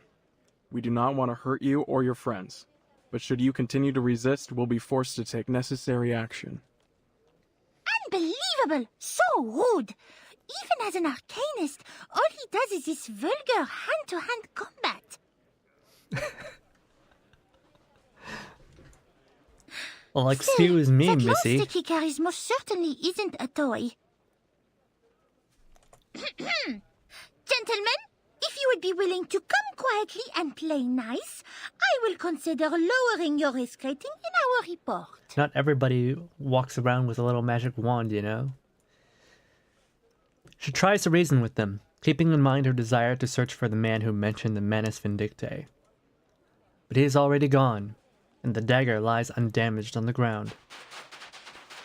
Her teammates gain ground on the would-be warrior who has sunk into his knees. No, Jay!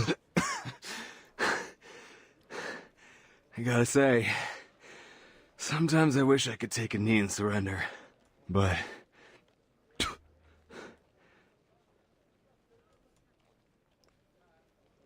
He smiles through bloodied teeth. Sadly, even after all those hard knock lessons, I never learned once how to raise the white flag.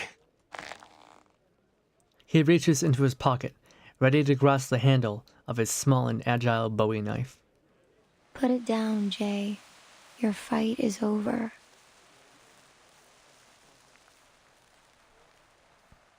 This is the smoke of burning mandrake. Cover your nose and your mouth. She was drugging them. Miss Wanish, hold your breath. Stay away from the smoke. Damn, these guys went out like flies. The smoke is already too thick. One by one, they give way, collapsing harmlessly to the ground. Oh no! The situation changes in the blink of an eye. She moves automatically, falling back to the entrance, only to find that the tent has been shut tight.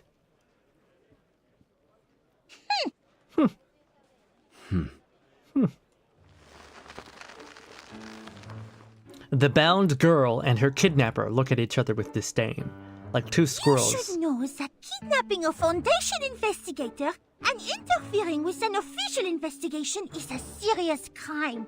Especially when you've kidnapped the one and only Matilda Buanish, a pivotal figure in the St. Pavlov Foundation we're talking about. That's adorable! She's so cute. Pivotal, eh? Huh. A whiny little pup happens to stay standing from a little smoke. Yeah, I don't see anything worth being proud of. He extends a finger to give the girl's forehead a sharp flick. As the first approaches to an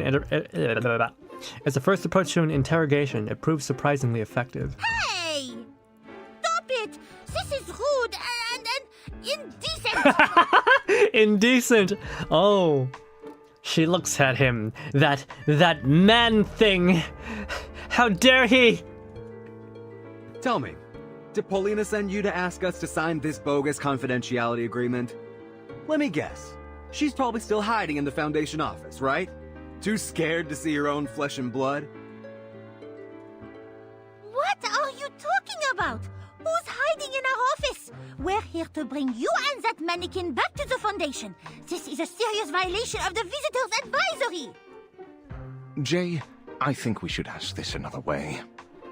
Miss Buanish, what proof do you have that Paulina Lesage is dead, as your receptionist claimed? The photo on the box isn't hers, just some look-alike or airbrush job. So how can we believe anything else you say? You're saying the Paulina you know isn't the same as the one in this photo? Jay seems so nonchalant, yet his eyes are filled with concern, a gravity reserved only for great love. Oh, he loves his little sister. How can I explain this to you? Please, be assured that we have no reason to lie to you at this juncture. Actually, you shouldn't have found out about any of this in the first place. She falls silent for a long time, pondering how to best express herself. Maybe I'm not familiar with your Paulina, but I do know that there was a woman at St. Pavlov's named Paulina Lesage, and I know that she died. As far as the claims of different photos, mementos, it's complicated, and there is a little I can say freely, but headquarters is working on it and many other similar cases. But what does that even mean? What does that even mean? What are you working on?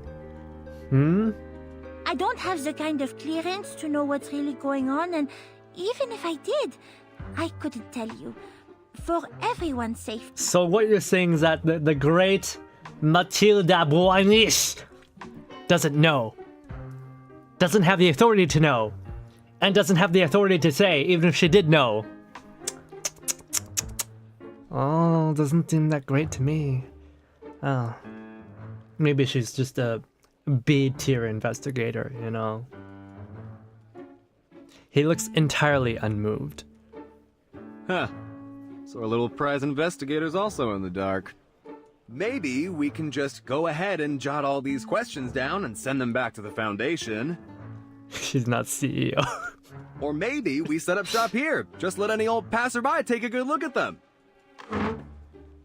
He lifts the chair. Hey, wait a second! After a moment, the hostage looks up reluctantly. If I could prove this Paulina of yours is in fact deceased, then will you come back with us? Do the proper paperwork, yes? Then we can be getting out of your hair for good. With a light tone, she proposes a deal. She's trying to bargain. Yet all involved suddenly grow hesitant and quiet.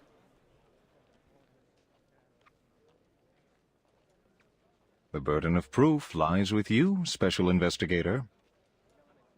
All right, but I will hold you to your word, mannequin. Before we begin, I should say I don't do this lightly. But if you need to know, don't say I didn't warn you. She is released from her ropes. She pushes the others aside, smoothing out the black velvet cloth on the table, before placing a crystal ball in its center. I am a diviner, one that uses crystals. I suspect that sort of practice may already be familiar to you.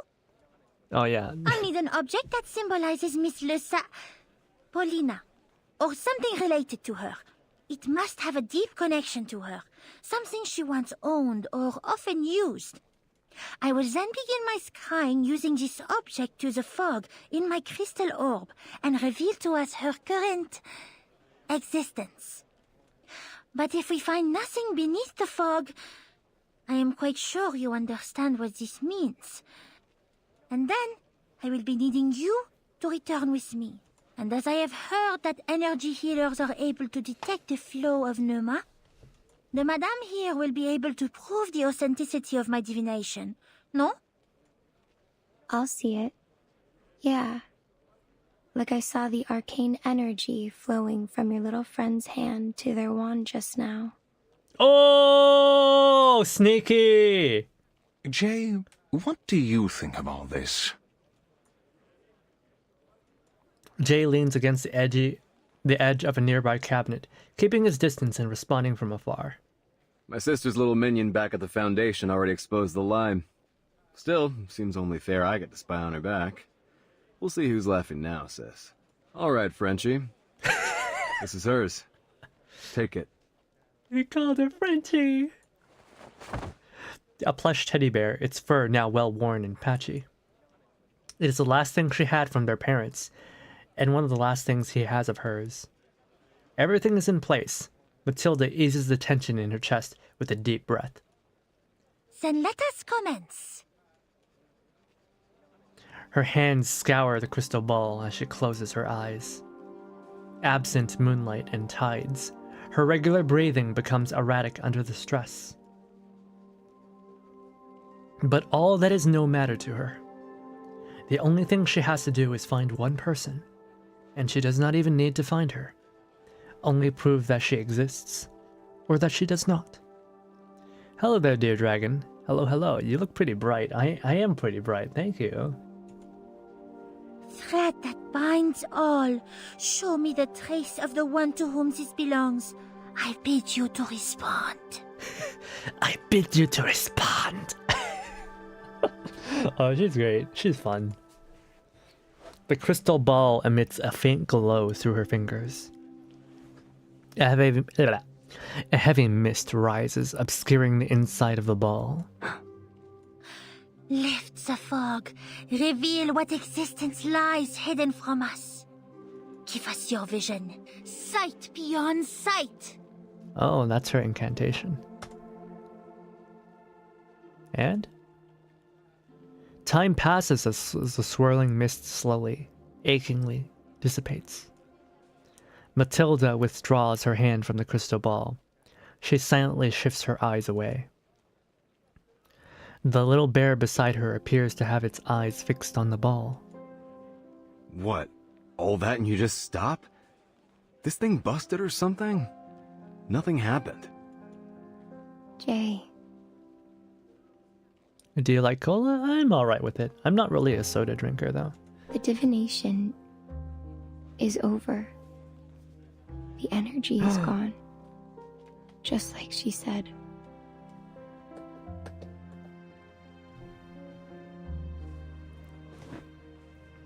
Sight beyond sight, like from Thundercats, like from Thundercats. Exactly, like from Thundercats. Hello, Chibbity. Jay feigns ignorance. Still, he is far calmer than any thought he should be. You come all this way for what? Just another Foundation trick? So, what is it this time? Did you mess around with the orb? Some kind of protection skill? I don't have time for these games. Jay! The mannequin's voice is deafening. It means she's really gone. Sorry, Jay.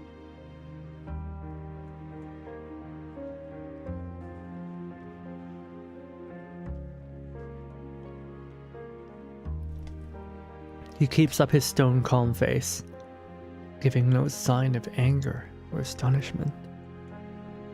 There's no change in his expression at all. It is both emotional and emotionless at the same time. Jay, are you still with us? Yeah. I'm fine. The words hang stiffly on his lips. So I guess it's legit. He looks into the crystal ball again, his lips parting, as if wanting to speak, but nothing comes out.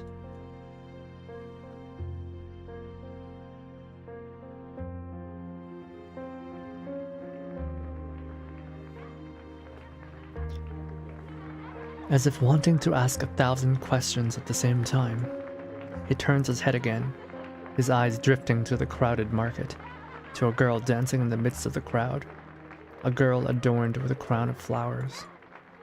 She twirls gracefully.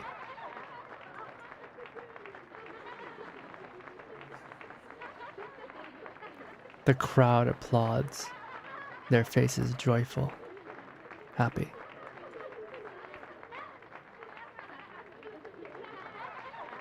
He wants to cry or scream, or even to take that ball in his hands and smash it to pieces. But he does nothing. In a swirling storm of grief, despair, and rage, he finds his center. Unnoticed by any present, a faint crack appears.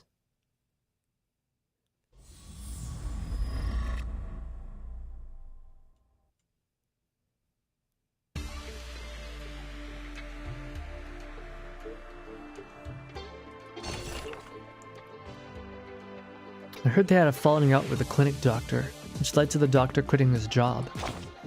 Otherwise, why would they need so many rare herbs? Besides, we hear they're desperately seeking healers and doctors, supposedly because of a mysterious patient in need. Who would have the balls to quit in front of Ledger's gang? Unless, of course, by quit you mean they ended up dead. Oh wait, no, her name is Lasange, not Ledger's. If you ask me, gathering those people and things you mentioned is just a small part of their elaborate plan. But enough speculation. There are more eyes watching us now.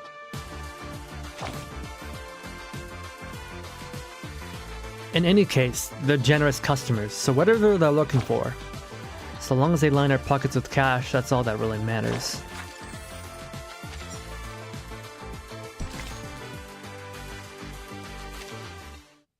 Well, what do we do now?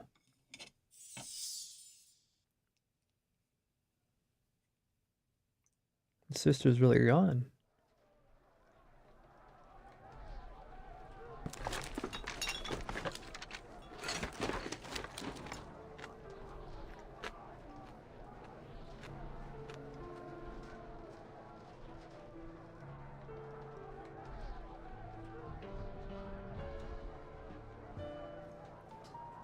Her luggage is half packed and already overstuffed. She's rushing, haphazardly throwing things in as she goes, unwilling to pause for even a moment. That smug, know-it-all, manipulative bastard! How is it that I still need to learn not to trust anything that comes out of that stupid lying jerk's mouth? Oh. No mail today, sis. Nah, no visitors yet, Polly. Haven't heard a word. Just another pack of lies, and I bought them.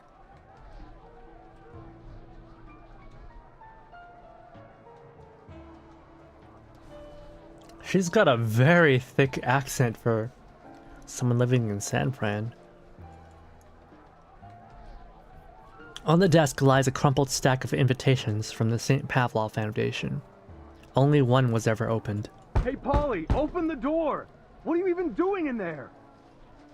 Leave me the hell alone, Joe! Who the hell do you think you are to decide my choice? My future, my fate! Don't talk to me. Don't ever talk to me again. I'm leaving today. A fierce response booms through the door. Whatever! Why are you even this obsessed with this mission of theirs? They're fooling you, sis. Don't you see it? That accent sounds like they got Matilda's actress to do it, yeah. It's very French. La Sange. But they're supposedly... Jay said earlier they're blood and flesh. Even though they have different surnames. What does that mean? How does that work? Only two kinds of people that buy the peace be with us kind of bullshit they're selling. The first kinds are those like you, Polly. Stupid kids that don't know nothing about anything except what they've read in books. And the others are the ones fleecing you, taking all you got and spitting you out. Also, they can have more money, more control. Jay.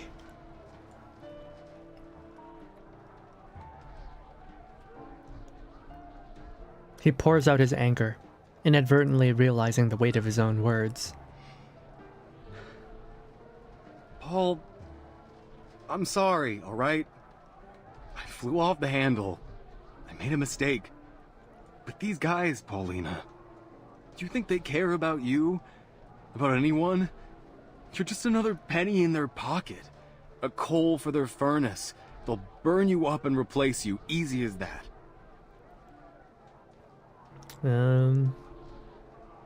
It's true. They did put her in a cube. You think you're going out there, do something big, because you don't even know what life is yet. You just read about it in your books, telling you some shit about a Foundation member paying the ultimate sacrifice for others. Think that makes them some kind of hero. You don't know what that kind of sacrifice means, sis. Do they say how those brave Foundation goons really felt facing death? They aren't going to tell you they were afraid, that they hated everyone who put them there, that they probably shit themselves before they bid it, just wishing they could go home.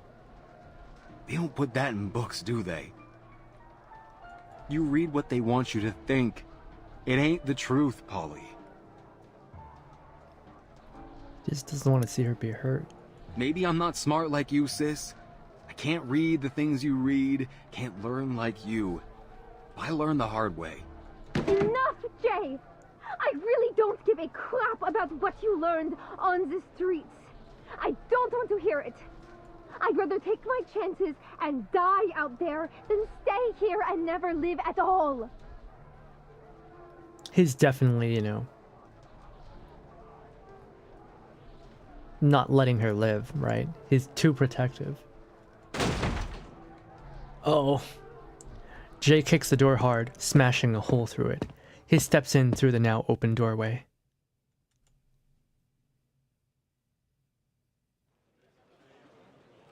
Jay. Je me sens désolée d'être le... Comment dire... porteur de mauvaises nouvelles? What is she saying? Mais au moins maintenant, ils sont prêts à coopérer, non? What is she saying? Seulement... What is she saying? She taps the ground with the tip of her shoe. There is an unwilling feeling of shame rather than pride at her work in this moment. Pourquoi est-ce qu'ils ne se sont pas encore réveillés? Nous devons vraiment rapporter nos informations sur le manus vindicté à la Fondation. But at trust, they are willing to operate. She paces forward and back. Après la mort d'Arcana, les restes du manus vindicté se sont Why are we tous at the Renaissance dispersés dans Fair? l'air, No one's emportés Burning par le Man. vent, introuvables. After Arcana's death, the remnants of the Manus Vindictae all scattered into the wind, nowhere to be found. Why my teammates have woken up? Ils ont même abandonné tous leurs cachettes et leurs ressources juste pour se cacher dans cette air. Et il semble qu'ils ont réussi. Il n'y a eu aucune trace d'eux jusqu'à présent. Eh bien, pas encore. Mais je pense peut-être qu'avec cette nouvelle, l'enquêtrice spéciale Mathilda Boanich sera celle qui finira par trouver la clé. Je suis très certaine que mes capacités d'analyse exemplaires seront récompensées par nos dirigeants. Oh, peut-être même qu'ils placeront Mademoiselle Sonetto dans mon équipe. They might even place Miss Sonetto on my team. This girl. A man bumps into her and then tumbles hard to the ground. Mind yourself, please. I have had quite enough of these bumping accidents today. So she's French and arrogant. But I repeat myself. His face is a wild contortion of joy and madness, lacking any awareness. The Enlightenment! Soon comes the sufferer's enlightenment! There's a familiar pattern on his neck. She freezes in place, taking in the shock. Le signe de Manus? Mais il n'a certainement pas été transformé en ces monstres. Before she can take a step to follow, her surroundings begin to stir. They come one by one, then more emerging, all pouring in one direction, as if drawn by a funnel. Alright, don't worry about it, Q. If you need to rest, please rest. The crowd stampedes across the grounds. The moment passes, and her immediate surroundings empty, leaving behind only herself and a few indifferent vendors. Qu'est-ce qui se passe? Il faut que je suive cet homme. She attempts to follow him, pushing against the crowd, but the heavy press of bodies is like a wall. S'il vous plaît, pardonnez-moi. Ouf, ils sont tous tellement en sueur. She catches sight of a nimble shadow moving through the crowd. Yeah. Chant louder, you stupid jerks. The higher you lift those arms, the easier it is to reach into those pockets. He's still stealing! She spies him as he darts under legs and through the throng, a shortcut of sorts. Un moyen astucieux de contourner, même si... pas très convenable. Mais je suppose que la morale est loin d'être la chose la plus importante maintenant. This girl. She crouches down and follows his lead. No one takes notice of her. All eyes are drawn to an older-looking man as he begins to speak. Our world drowns ever deeper into depravity. The multitudes trapped in their cages of materialism and logic refuse to acknowledge the coming day of judgment and salvation. Instead, they sell their souls to violence, gangs, and vile music. Though they may laugh or cry, they know nothing of the truth and speak only lies, held hostage to their worldly possessions, but forgetting the value of their souls. But the sufferer didn't abandon us. They know where the souls are hidden. They will save our lost children save us. They suffered burning pain, even faced death for us.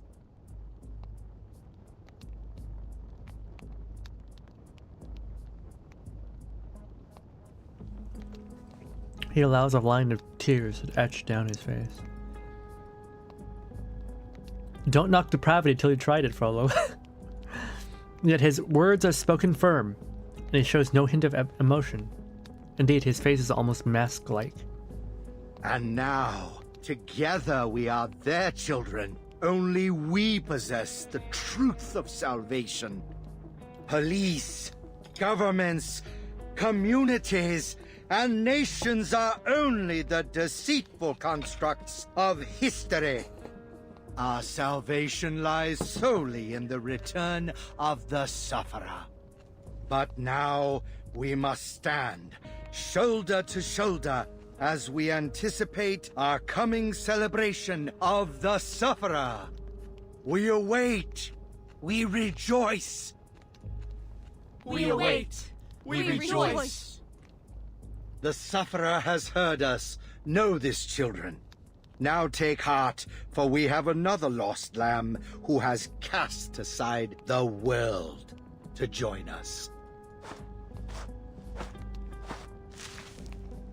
From the silent crowd, a man hobbles forward and kneels. It's not Gio, is it? Légers, the sufferer has bestowed their blessings onto your broken body and welcomes you to be their child. Is Would Jesus? you present them your loyalty? No, it's with Arcana. the shedding of blood? It's the bad person. I would. And I pray. Oh, some mafioso. He holds up the dagger, drawing a long, sharp cut across his palm, and lets the blood stream down. The blood stains the ground below, forming a mysterious symbol. Rejoice, for the passage to Elysium has been promised to you. All, it is time. Follow the bell ringer. The gate to Elysium shall soon be opened. He raises his arms, and the crowd responds with fervent cheers. Very revivalist feature coded. As he lifts his robe, the answer becomes unmistakable. C'est le signe du manus vindicté. Je dois retourner pour informer la fondation. Je dois sortir maintenant. Oh yeah! Merde, ça devient bondé. This whole thing is the sign of Manus Vindicte, isn't it? Oh yeah. How did I not notice? The uproar stirs the crowd into an agitated frenzy. No, it can't be. Where is the key to the gate? Apostle Matthias, please wait a moment. Uh-oh. He did not like that. From the platform, the speaker catches sight of the darting figures. Be vigilant, all. There are deceivers among us.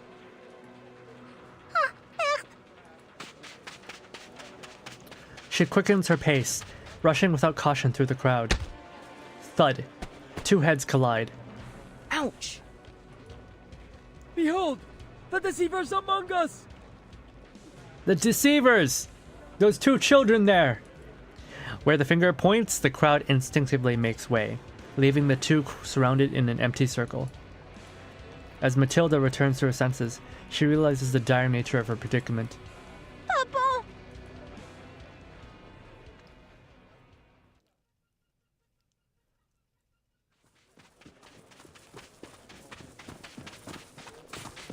Dang it, dang it, dang it. Where did you come from? Didn't anybody tell you whose turf this is? We are in so much trouble. The boy's pockets are stuffed full, jingling as he moves, making him run in an awkward, clunky manner. What? I can go wherever I please, you rude little boy. I should have let them catch you. You're the same age. An engine growls behind them, gaining ground on them fast. Where did they get this vehicle? Okay, maybe he's not. He's a little younger than her. Their capture now appears inevitable. Son of a gun, kid. What did I tell you about making a mess? These freaks are mad. The man on the motorcycle grabs the boy, pinning him to the back seat in a fluid motion. Sit back. Rubber's hitting the road. They're leaving her.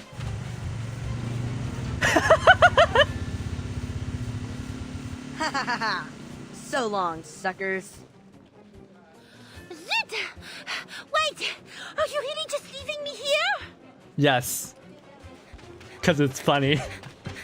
Her legs are giving out from the exertion, huffing with labored breaths. What brings you out here, short stuff? Starting to wonder why we keep running into each other. Another engine roars, and then the throttle eases as it pulls up alongside her. It's you! You should have listened to me and waited in the tent! You oaf! You've got a funny way of saying thanks, French fry. If I listened to you back there, you'd have been stuck here and hung out to dry. French fry! I got straight A's in SPDM's PE tests. I do not need your help. Okay, well, okay. You just complained about being left here. Now that, you know, there's a ride, she's like, I can handle it. Okay, keep running then. I can take care of these cookie cultists all by myself. By all means, go ahead. Do it. As you wish, milady. Is this a flashback? No, this is the present. He is more than happy to accommodate her, putting a sizable distance between them before slowing down. Release the Glaucus! The what? The magical critters snarl and bare their teeth from the cage before bursting out.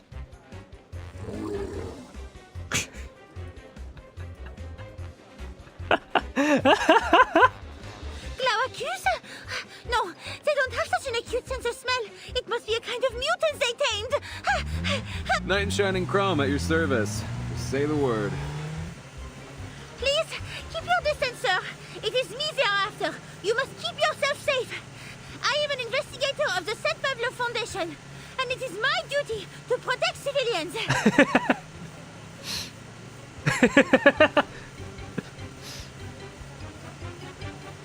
Hey, Kimberly. Hey. Her words feel strikingly familiar, and also familiar hurried steps.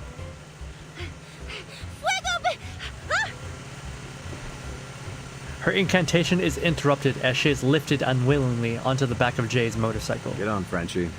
Really didn't want to get involved, but you were starting to look like a lost puppy, so I'll forgive you. You know, Short Fry, if you're trying to protect someone, you should learn when to accept their help. No one gets anywhere in this world alone, not even at your big shot foundation. The wind howls past as they pick up speed.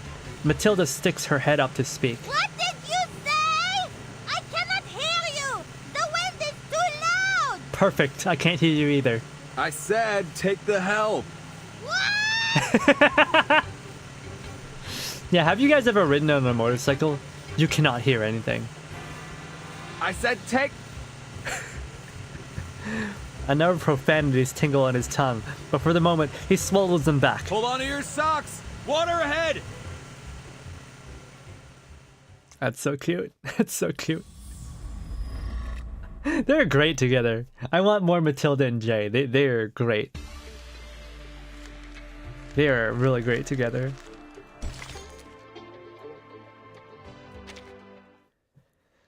Gosh, this event is so much fun to read. So much fun.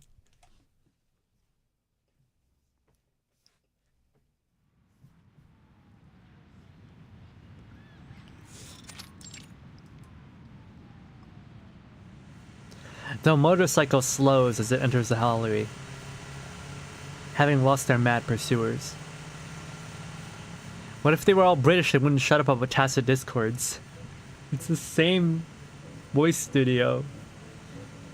Apparently it's the same voice director too. Familiar faces poke out from nearby, marveling at the new arrivals. Jay, where did you get this chick? I hope you aren't looking for a babysitter. Hey, Jay! You say hi to Pioneer for me. Those heels he recommended helped me land a big role. Hey, Mr. Gee, right? It's me, Brian. I've been looking for you. All thanks to you and that badge you got me. They finally gave me a room down at the shelter. They even offered me some dishwashing work tomorrow. Aww. No more sleeping in tents or under the overpass. Bless you, Mr. G. I owe you my life.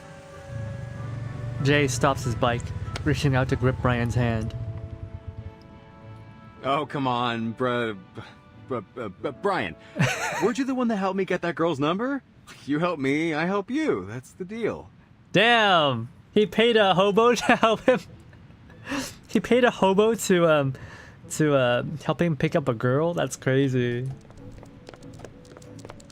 From the distance, a man leading a critter approaches. Hey!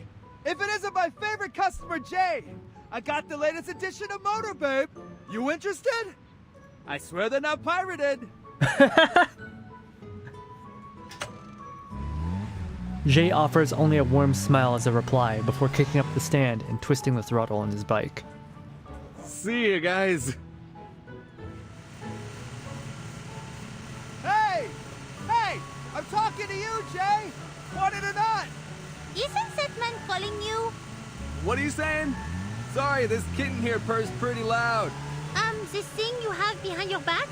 Is it not that troublesome? Why do you take it with you? Oh, my dad gave it to me.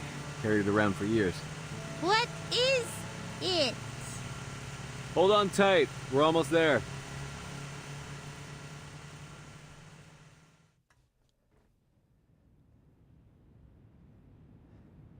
Items are strewn on this table, as those present stroke their chins, pondering over them.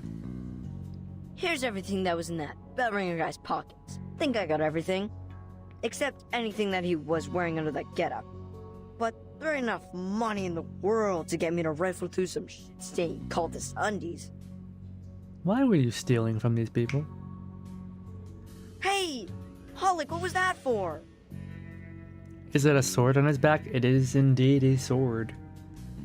Sorry, kiddo. Jay said I gotta knock you on the head anytime you cuss.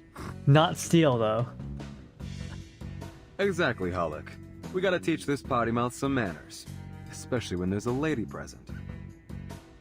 Well, seems I have you to thank, Miss Buanish.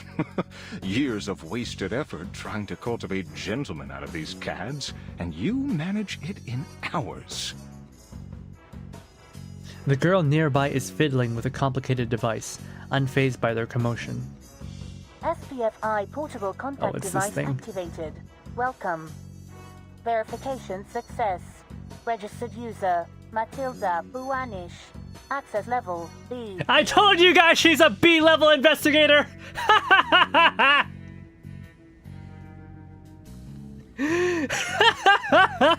I called it!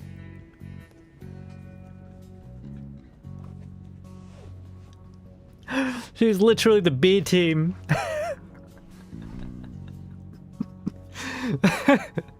What year are we in? 1990. It worked! I have a higher rank now. I won't be making the same mistake twice. Who is fiddling with this? I think I remember reading a story where someone was fiddling with one of these devices. Emergency support. Apologies, as there have been no abnormal arcane fluctuations detected. The emergency support team is currently occupied. Please provide further details so that we can evaluate the necessity of emergency assistance. Support will be arranged in order of priority. I knew I should have applied for an expansion to our team. They will be of no help at all. I will have to send my entire team back just to deliver my report to the Foundation. So we must count on them to bring support back. Oh yeah? Support? You want to be a part of this, French fry? You finally taking an interest in all of this? This is a central part of our mission. The Foundation will deal with this without letting nosy civilians like you get involved. If you must insist on helping us, I suggest you provide what information you know, and then I, Special Investigator Matilda Buanish, will solve the problem and save the day. So matter-of-factly. She reaches out to the key on the table, but a large hand covers it before she can grab it. Yeah, not going to do that. There isn't one of us here on Hate Street that would stand aside while someone else saves us. Oh, he's wearing gloves. You want to get a clue about this place? Then the first thing you gotta know is that we deal with our own problems. He makes no move to remove his hand, staring at her intently. This would defy regulations. I would need to file for a special approval. Well, you can have the key, little investigator Boanich, since you're so dedicated to your job. Whether you get your special approval or not, we're going to be the ones to take down those bastards. It's not about vengeance, it's that the people here, they'll never trust someone to do this for us. We have to do it ourselves. Judges, police, your foundation. One rat's nest after another promised to bring us change and then left us to the wolves. Nah. Worse than rats. At least they know how life here really works. At least they see us. At least rats don't claim to be our saviors. He withdraws his hand and allows her to take the key. We can only trust someone who's been through the trenches with us. The key feels heavy in her hand, as if something weighty were attached to it. Thank you, Jay. She said thank you. This must be the key to Manus's Elysium. Mercuria, would you? He looks up, signaling for her to continue with the explanation. Yeah. This will be the key to wherever their hideout is. A place of dark revelry. They've kept it a close secret.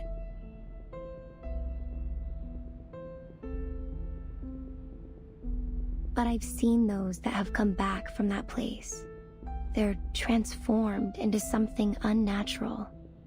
Their flesh and their spirit, it wasn't their own anymore. Big shot businessmen groveling and sobbing at the feet of their apostle. And the most loving mother I know, she abandoned her kid by a dumpster. The friends we've lost. It's like they're gone. They aren't them anymore. They're possessed.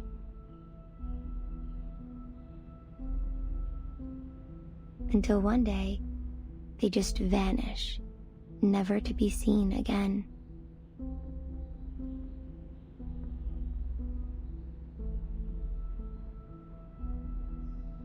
So, we must find this gate and flush out their nest of vipers before they can open it once more. Otherwise, our mission here and your chance to avenge your friends will fail. She bursts up from her seat before falling back down. Gets even better from there, French fry. That ceremony of theirs is set for the day after tomorrow. They're planning something big. Bigger than anything they've thrown at us before. The boy raises his hand, eager to answer. Yeah, I heard that big guy mumbling stuff like, the last revelation or something. Kinda weird seeing a big dude crying like that. The last revelation? Perhaps then this is the last time Manus plan on opening the door to their Elysium? Everybody knows what's implied. And then they will be gone. Perhaps for good.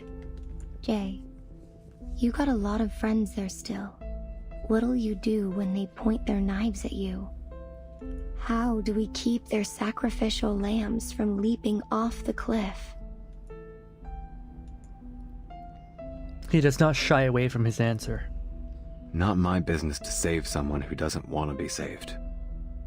Never even really thought of saving everyone. Not in a long while. It's not worth the pain. While the answer weighs heavily on the others, it brings her some relief. Born out of trust, if nothing else. I see. The girl from the Foundation pipes up. Unfortunately, I cannot disagree this time. Still, we have time to make preparations in advance. Support is on the way, so until then, we must stay below their attention.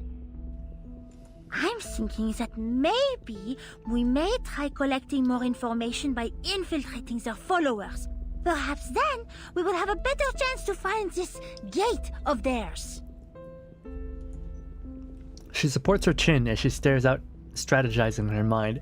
She's literally doing the thinking emoji. Sure. Do you guys do that? I do it Tomorrow I'll sometimes. show you around the New Age market. You can meet some of my friends. Figure out how to fit in.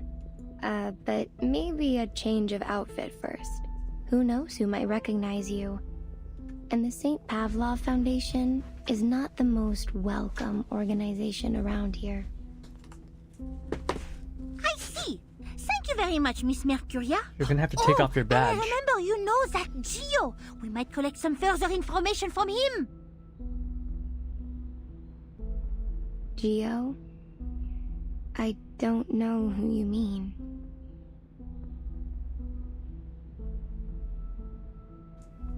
Oh. Oh. Is she an airhead? But do you not remember? It was just as I arrived. You had a visitor, and you called him Gio. Oh god, she's head empty. I haven't had any visitors all day. Huh?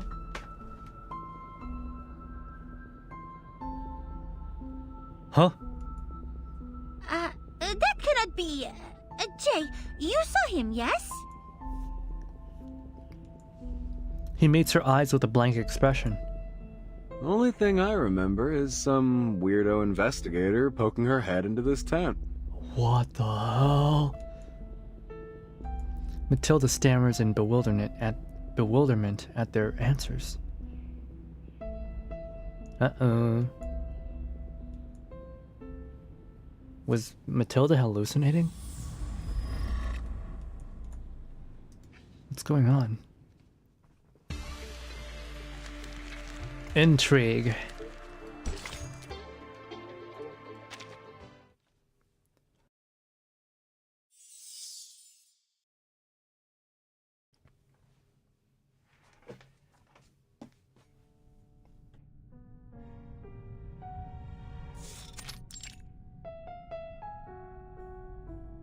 Blood must be shed, and our blasphemers eliminated. You have proven your unwavering devotion. Roger, the Green Chair, Maya, the Petty Plague, and our human brother, Legers the Dead. Welcome to the Hall of the Sufferer. They're so fucking chuny, man. What is this, a D&D session?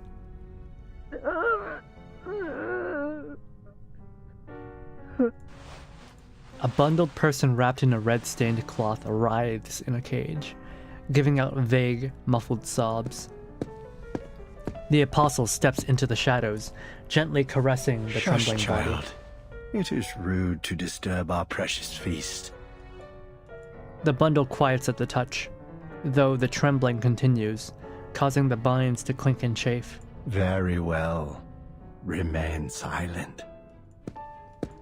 He withdraws from the cage and places his hand on Roger the Green Chair's shoulders. Brothers and sisters, our arcanist siblings, and your bountiful offerings gathered, have greatly enriched the coming ceremony of the Sufferer. We rejoice to see such devotion from the faithful, yet we are troubled by the sorrow and abomination now filling the world. Yesterday, 2 intruders broke the ritual of revelation and stole from us the key to the gates of Elysium, the precious gift of Elysium granted by the Sufferer before their agonizing sacrifice has been blocked from us.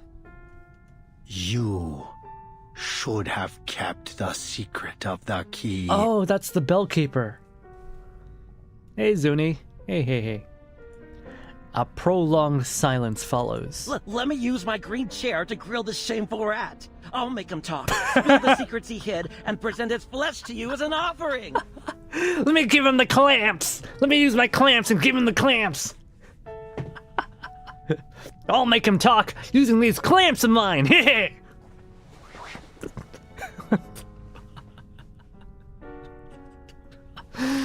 The fuck? What am I reading? So silly. Well, well, Roger. Such a caring brother. Your offering is appreciated. Yet our siblings have already torn his chest apart, and still no secrets. Just another careless fallen brother. This is our final warning. The ceremony for the sufferer draws near. I would keep a close watch on every one of our flock. Let not one among you linger alone, nor be held above suspicion. And the bell ringer who gave out our secret is here, in front of you. Tell me, which one of you would bestow on No him phantasmagoria? our final Puzzle in the flesh? No. He fidgets with the key of the cage purposefully.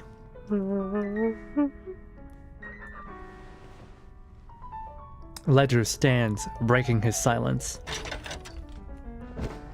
The cage door opens. The trembling lump falls to the ground and wriggles like a helpless maggot. I wish I could whistle.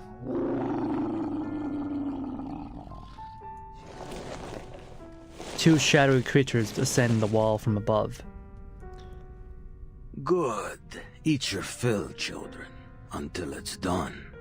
Not a single stain left to offend our apostle. The drooling critters tear at the wrappings, dragging the body across the floor, leaving a trail of fresh blood. They deliver a heart-rending howl before disappearing back into the darkness with their feast. Our thanks, Brother Legers.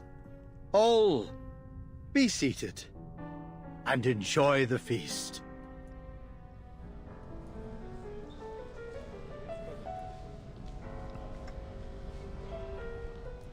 The banquet ends, and the remaining guests have now dispersed. You may be just a recent convert. Still, you have more than proven your devotion with your zealous contributions. But my child, something still blinds you, fetters you. That which deprived you of your control of the New Age market? A thing that threatens to hobble our fast-approaching ceremony. Trespassers from the St. Pavlov Foundation, shredding across our sacred sanctuaries as if they were their gardens. This failing of yours could reflect poorly in our esteem for you. Brother Legers, the coming of the ceremony cannot be delayed, and we will soon run out of patience. Retrieve the key. My word is my bond. I will find it. The apostle wipes the corner of his mouth with a handkerchief. All is now prepared, but we still seek the one who will lead us through the ritual. A child overflowing with pneuma. Yet not a single soul now among our flock is qualified. Is that going to be Mercuria? We must seek the one who will guide the faithful on the transcendental path, to forsake the world and become one with the sufferer. I'm sure you understand what is expected of you. Speak to no one about this sacred mission. Find the one worthy of our ceremony for us and for yourself, Legers.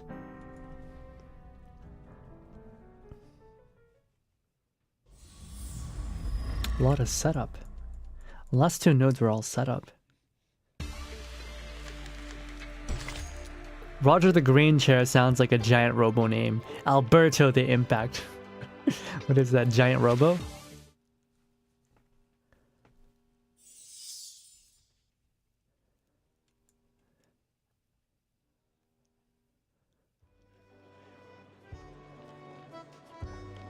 So this lovely young lady is family all the way from France, Mercuria? Well, let me be her guide to the wonders of America. Look at her pretty outfit. Add some crystal earring and a stylish one. I bet she'll be knockout. Yes, am I right? the wonders of America, and that means cocaine. I appreciate Yeah, your giant robo. hospitality, madame, but I have a very important mission. A shopping mission. So much shopping to do. So, nice to meet you, Miss Cooper. What was it? The 90s OVA director? What was it? Imagawa? I appreciate your hospitality, madame, but I... What the heck? Oh my god! Matilda, what did they do to you? You look...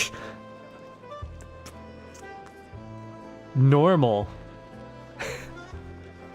You actually look really cute. What the hell?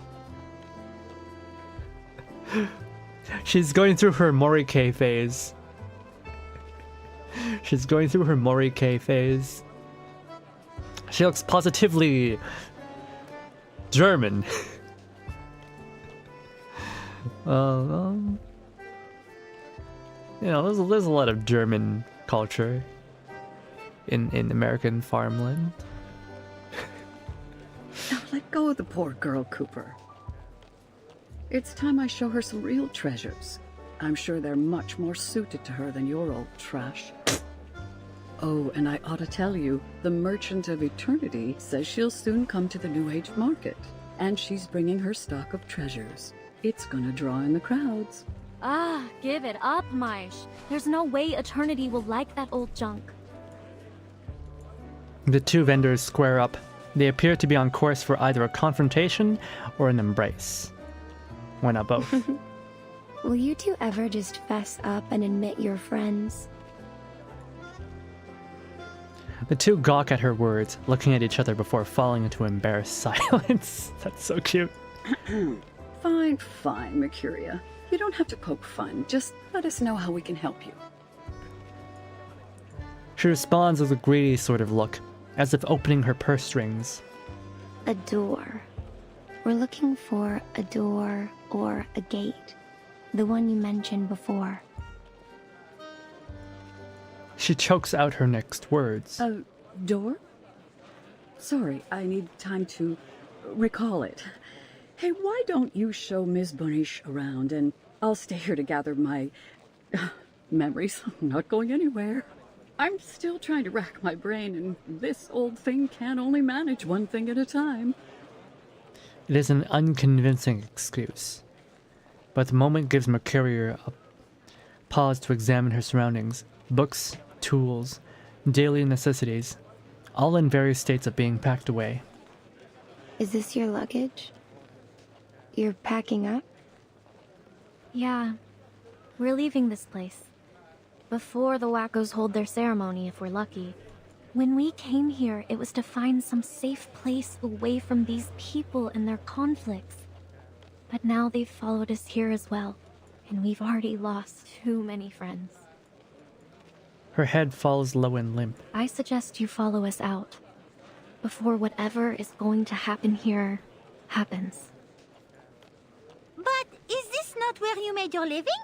Can you so easily walk away? I thought everyone on Hate Street would be just as stubborn as Jay. But I think it's a wise choice. Wise? Huh. She repeats the words as if insulting herself. Don't make me laugh. Hate Street, New Age Market. None of this is ours, really. Even the clothes on our back. All we own are the footprints we leave behind, until they're washed away by the tides of time. We live our lives on the fringes of a world that is not kind to us. We're used to it, fighting for every street. It's not worth it. But your friends... Mitch slams the suitcase shut. Maybe you ought to stop nosing around where you don't belong. I'm sorry. She gently tugs Matilda to her side. Come on. We should get going. Maisha's got things to do. They turn around and blend into the passing crowds, until they disappear within the milieu. You shouldn't be so hard on her. You've had a hard enough time convincing yourself of what you have to do. She sits down to comfort Maish. Oh, damn, they really are friends. Or more. Let's just focus on what's next. Nothing more. That is so gay.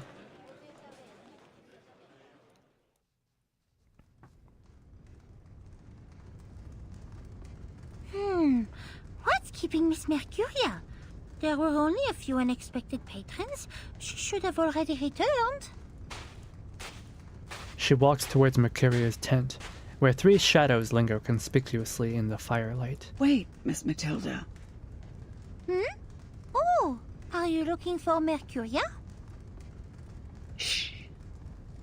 The peddler is pale with anxiety. No, I'm looking for you. I have to admit something, Miss Boanish. I lied to you about the gate, but I have to protect my friends. What do you mean? Why do you feel you have to lie? The woman shakes her head ruefully. Because I wanted to give this to you in private. I know you're from the Foundation, and I think I can trust you. I know Mercuria better than anyone. If she knows the information I have, she will risk everything to help her friends.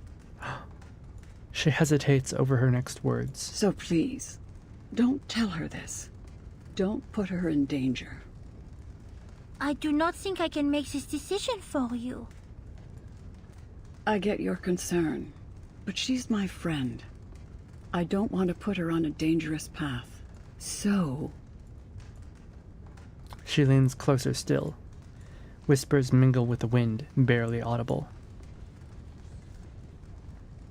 Quick and light steps approach Mercuria's tent.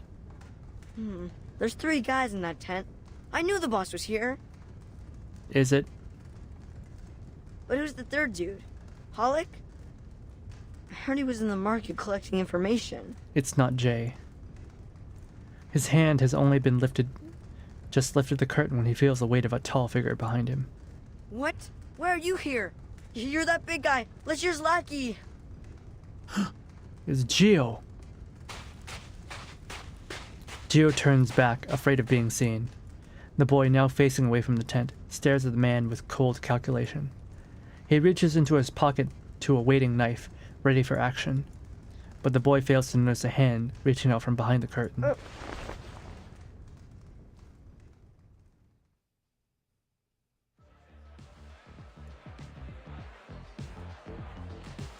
The night outside is kept at bay by the soft glow of lights from the dance floor.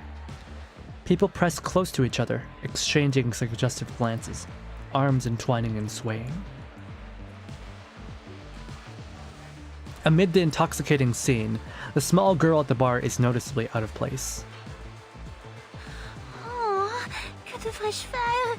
Si je dis à Jay à propos de la clé de la porte, alors Madame Mercuria le saura bientôt aussi. Selon le manuel de l'investigateur, attendre le soutien est l'action la plus sûre. Oh, mais si la situation continue à s'aggraver, d'autres civils pourraient être impliqués. Peut-être devrais-je alors laisser Madame Mercuria se joindre à nous, non? Oh, où est passé Jay? Il n'est pas revenu une seule fois toute la nuit. Oh, cet homme n'a aucun sens. Madame Mercuria montera bientôt sur scène. Je dois décider avant qu'elle y aille. She leans on the table, adrift in her own mind, rocking a small cup back and forth with her hands. Miss Boanish, it seems as though you're having a bit of trouble selecting between putting your money in stocks or real estate. Why don't you take this cup of hot chocolate to smooth out your furrowed brow? You're too young to have such a serious face. Aw, thanks, Pioneer. What a gentleman. He adjusts his tie performatively. You know, besides my modeling career, I'm also a professional investment and costume advisor, and the success of my friends is my best advertisement. Feel free to reach out for a consult if you're interested in making your money make money. Thank you. Actually, I do have a problem that, as you say, relates to money. It seems I have now 2 bags of gold in a cave, surprisingly heavy, and no one person could take both of them out alone. However, there is a dragon devouring the gold. She's making this up as she goes. Hesitant, the more it eats and the less I can take. But I don't want my friend to risk their life for it. What am I talking about? She's trying so hard with the metaphor. Please forget it. Forget everything. Matilda lowers her lips back to the cup, sipping her hot cocoa. Her advisor lifts his chin seriously. Miss Buonish, am I right to infer that these 2 bags of gold don't properly belong to you? So then, if your friend decides to go with you, then you should respect them in their decision. They want to take on that risk with you. I admit, I've offered some poor advice since I first awakened. My suggestions at times have lost a gambler his home, but they also helped a father win back his wife and children. Surprisingly enough, they were the very same man. Oh. When you provide as much advice as I have, you realize that our words can't really change another person's fate. That's why I love watching window shoppers, the ragged folk that can't make it in, because they have the light of life in their eyes. Penniless as they are, I know that one day, some of them will return and take the clothes that they only dreamed of wearing before. And my favorite thing is to point it out to them when the day finally comes and say, "It's been waiting there for you." Oh, I like this guy. The music stops. A hand pulls the glittering curtains aside. People seem entranced, their eyes following her every move. Mercuria steps barefoot onto the stage, her arms raised like wings beneath the lights, motionless, frozen. The performance is about to begin. At first, one note collides with another. Then, the music rises like a crashing wave, enveloping everyone in its vibration. Yet no one sways or cheers as it washes over them. People simply stare at Mercuria with rapt attention. Those drinking from their glasses and mugs pause midair. From the arcade slack-jawed boys usher in a cascade of digitized voices repeating. She flourishes her arms, stretching them up and toward the light, like a hopeful seed emerging from the soil, until she reaches a central peak, and the music stops at a cut.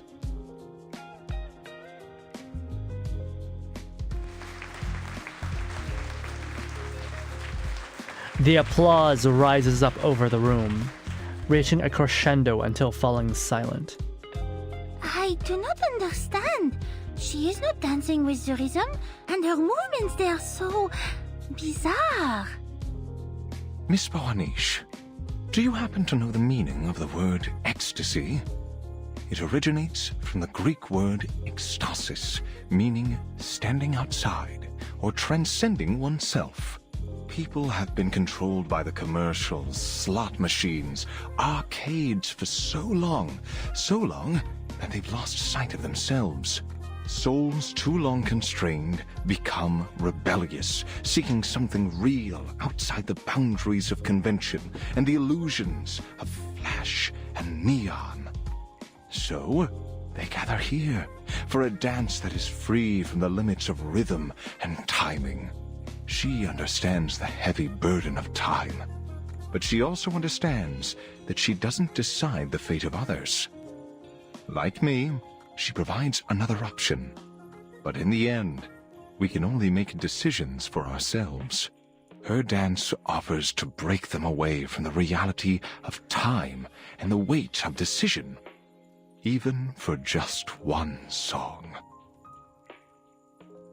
The dancer, who has been on tiptoe, lowers her heels to the ground.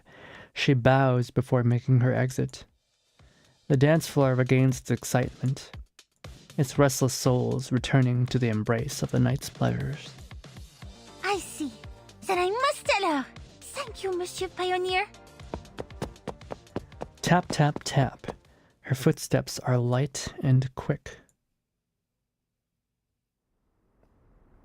Cade's no buddy lining up to play Final Fight in 1990 arcade. It's going to a disco.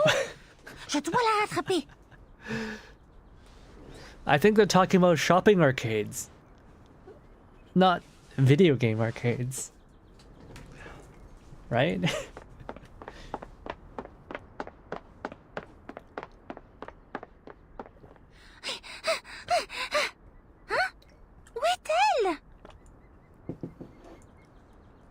The girl, doubled over to catch her breath, spots a familiar hulking silhouette in the distance. But it only leaves her more bewildered. C'est bien Monsieur Gio à l'intérieur de sa tente? Ha! Je savais que ma mémoire ne me trompait pas. She pinches her nose and dives into a nearby pile of garbage bags. Elle nous cache quelque chose. Why is this a reoccurring pour thing for her? Mais Hiding in garbage si bags. elle est de Manus. Non, arrête Mathilda. Tu ne dois pas faire de telles suppositions hâtives. Mercuria ne pourrait pas être... Her huddled shoulders are nudged. She's a trash wife. God. She is a minor, okay? She is a child. Her eyelids grow heavy and her limbs go weak and limp. What is... This is why you're B tier.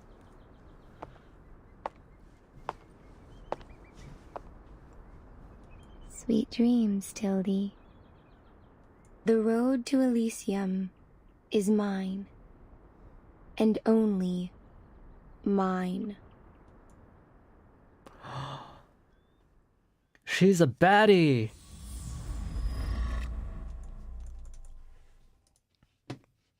She's a baddie. Oh no.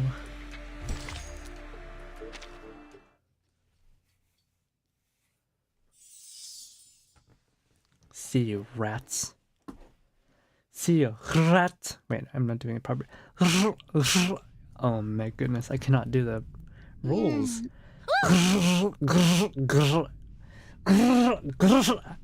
I can't roll my R's. I hate this. I can't roll my R's. I used to be quite proud of my R rolls. Matilda awakes from her stupor. Où suis-je? Est-ce... I can't do it. I actually cannot do it right now. I know why I can't do it, but like, I can't do it. The bedding is neatly pressed and folded, and the windows are covered in patchwork of repairs. Damn it. Despite the age and disrepair of the room, it is clean, nearly spotless. Je dois me dépêcher. Madame Mercuria est partie avec cet homme. Elle nous a trahis. Je dois prévenir Jay. La cérémonie approche. Elle va dévoiler notre plan. She picks herself up and moves to open the door. Quoi? C'est verrouillé? Oh, ont-ils vraiment laissé ici toute seule? Oh, attends. Le dispositif de contact, il est toujours dans ma valise. I brought you a gift, Jay. A familiar voice slides beneath the gap in the door. Qui est-ce là-bas? Il y a un trou dans la porte. There's a hole in the door. There is indeed a hole covered with a loose cloth. She leans closer, peering through the hole, taking in everything outside.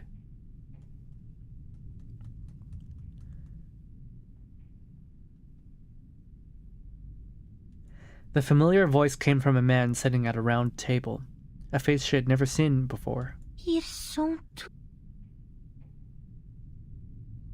As an apology for my children's poor behavior, I'd like you to take charge of this negotiation. Jay hesitates for a moment, scanning the ranks of Ledger's subordinates. Thanks, Grandpa. But we both know we're not having a party here. And why doesn't your boy Gio come over and apologize himself? Let me give you a piece of advice, Jay. Don't go tempting dogs away from their owners. Pay attention to your own men. Or did I misunderstand? This gift from us, Mr. Halleck, he a friend of yours? The wall of people behind him part, creating a path. The critter drags a bloodied man behind it, throwing him onto the ground. It's Holic!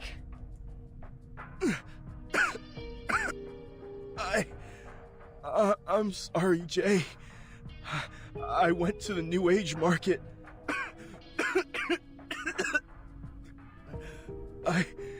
I just thought Holic. maybe there was something I could do. No. His limbs hang loosely like a puppet with broken strings, unable to support his body, and thick blood gargles in his mouth. A revolver is pressed down against his gasping chest. Legers, you piece of I'll smash your head in and feed it to your dogs. Don't do it, Beckett. We already have a captive to save. Pioneer holds back Beckett as he rages. You should focus on your friends. Forget about the New Age market. It doesn't belong to you. Don't worry. Helping people make decisions is a particular skill of mine. I can be very motivating. He stands up and pats Jay on the shoulder. Let's play a game. Isn't there One Piece character You dressed big like boys There's love a playing lot. games, don't you? There's many. He points at the revolver poking Holic's chest. Take a look. This revolver is fully loaded with 4 bullets. Here's how you play. I give you a condition. If you accept, I remove 1 bullet. When all the chambers are empty, you win. If you take your chances and reject the condition, I shoot. Just know that I might bury a bullet in your skull. I totally respect your freedom of choice. You're even welcome to try your luck with all 4 bullets loaded, if you like. The gunman spins the cylinder of his revolver. A glint of light flashes across the boy's cat-like eyes. I can see the bullets in the chamber when he rolls the cylinder. Alright, I gotta count for the boss. Gotta help him survive the game at the lowest price. He dashes into the kitchen. Here's your glass, boss. Thanks, Wizen. I could use a drink. Jay pulls out the paper from under the coaster, glancing at it from the corner of his eye, then coughs into it heavily. And as he removes it, the faint black ink has smeared beyond recognition. I got sharp eyes. I can do lots of stuff. Counting coins, cars, finding water drops. I'm great at spotting cheats and shady dealers.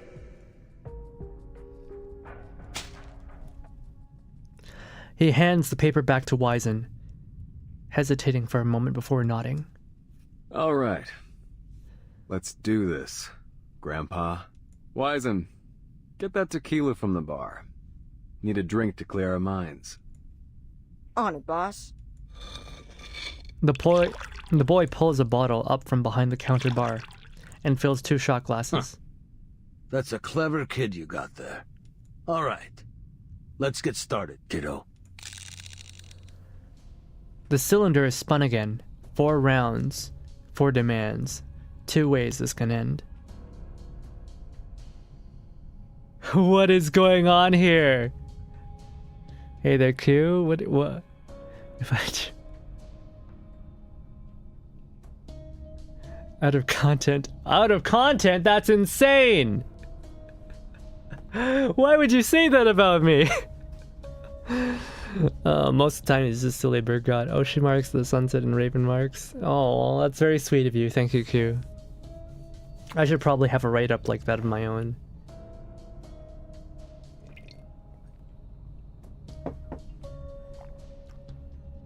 Out of content. I've got too many gacha games that I can't hold them all. I've got too much content. More. But rather than that, I'm just usually a little bit tired. So I don't speak too much. Condition 1. Have you seen the clips? Return I don't want to look what at you my took clips. from us. The clips are scary. Sure.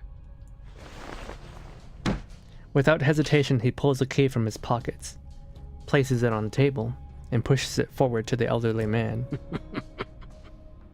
Continue like this, Jay, and this'll be the best game I ever played. A snicker rises from the crowd behind him. I thought he'd hesitate at least a little bit. Looks like you got a coward for a boss, boys. Is this a weird Russian roulette? This is a weird Russian roulette. The first bullet is pulled from the chamber, and the cylinder is spun again. The boy mutters inaudibly. 5, 8, 10. 10 times. Hmm? The next chamber's loaded. Oh, he's counting.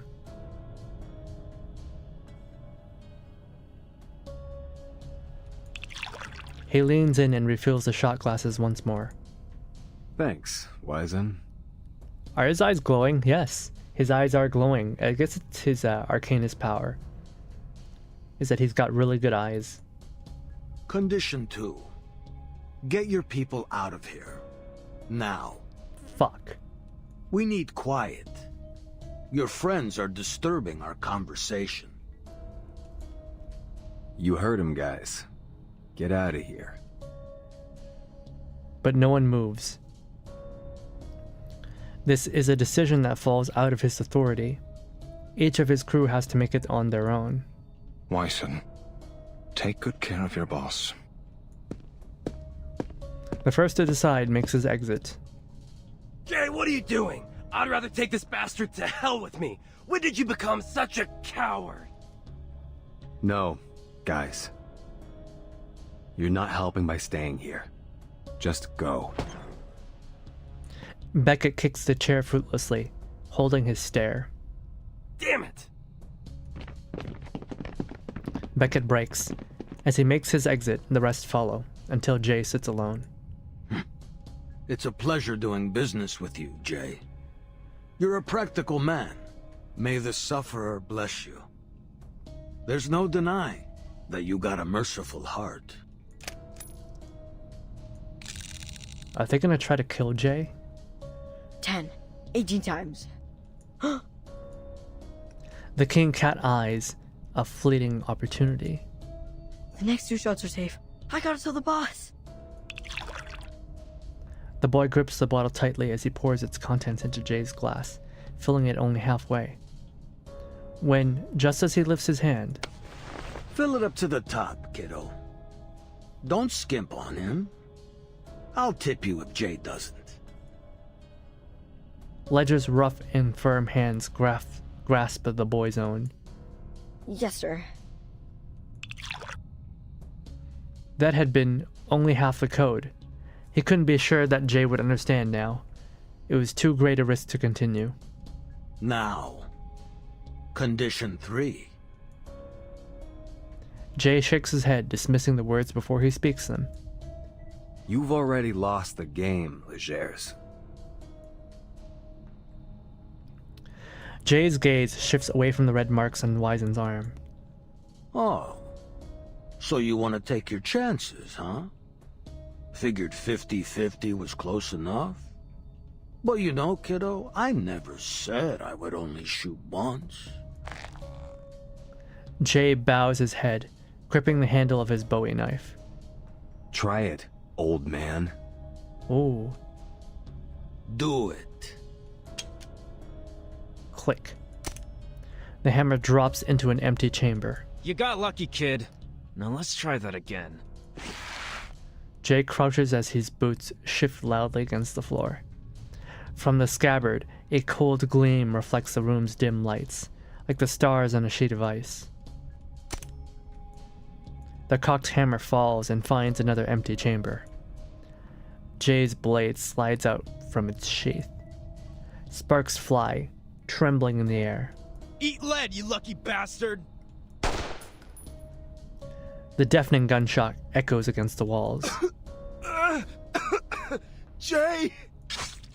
See what happens when you mess with me? A new hole appears in the wall, and the revolver falls to the ground, still gripped by a severed arm. Oh God. Game's over, Grandpa.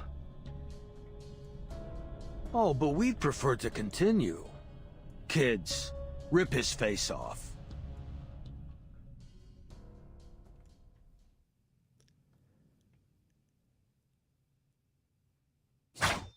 The Bowie knife is pointed at his throat. If that's the way it's gotta be, let's do this, old man. Damn, he is cold. Look at those eyes. There's no mercy there. But this time, we got the upper hand. Now give back what you took, and I'll let you and your little lackeys go. Or... The blade tip pierces the skin of his neck, and blood trickles from the wound. Ledger surveys Jay with a pensive stare. You're a smart kid, Jay. But apparently you need a lesson in failure. I'll be glad to give it to you. We were actually playing 2 games just now. Those missed shots, they had a purpose. They may not have hit you, but they did hit our second target.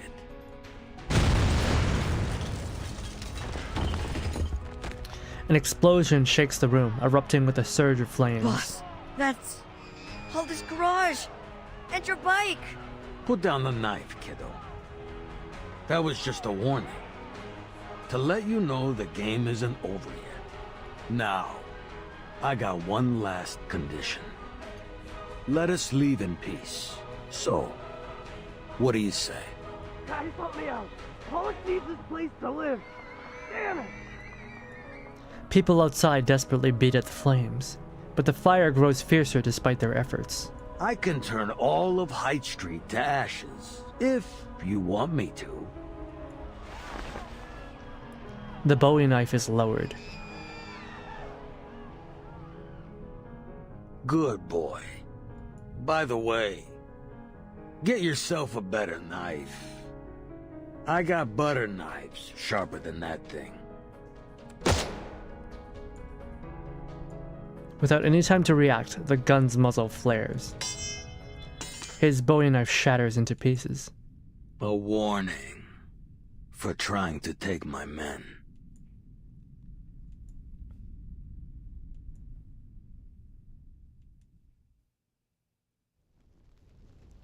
Is he okay? Flames lick at the charred debris as Beckett sits dazed on the ground. The people of Haight Street gather silently, watching the fire, seeing their final ultimatum unfold. Then the daze lifts, and Beckett rises with an outburst.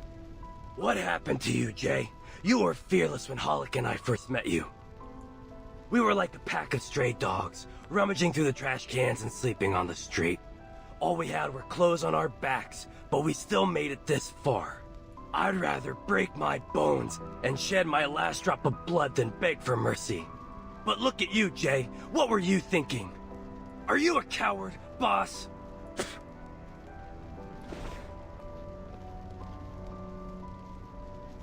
He spits on the ground as he helps the bloodied Hollick to his feet. He holds Jay's gaze as he pins his badge and tossed it into the trash. Don't blame him, Beckett. It's my fault. Please don't go. Jay! I'll come back to help! Beckett pulls at Hollick, unable to contain his anger any longer. Oh, come on, Hollick. You just said that this is your fault, so do me a favor and shut up. You know you're the one who got us into this mess, right? If you'd learned your damn lesson, none of this would have happened. So just shut up. Hollick hangs his head, dejected and quiet. Beckett forcibly drags the wounded giant away.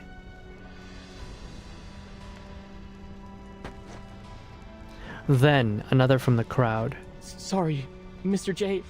All I wanted was a safe place to sleep, not all this.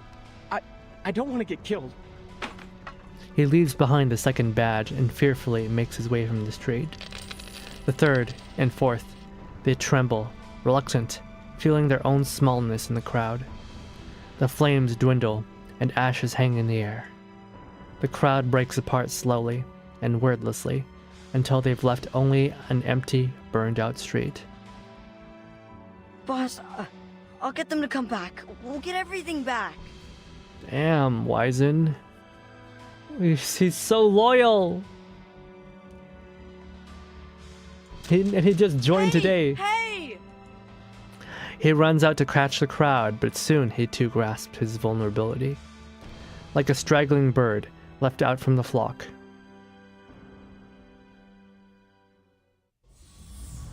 Oh. This is no good.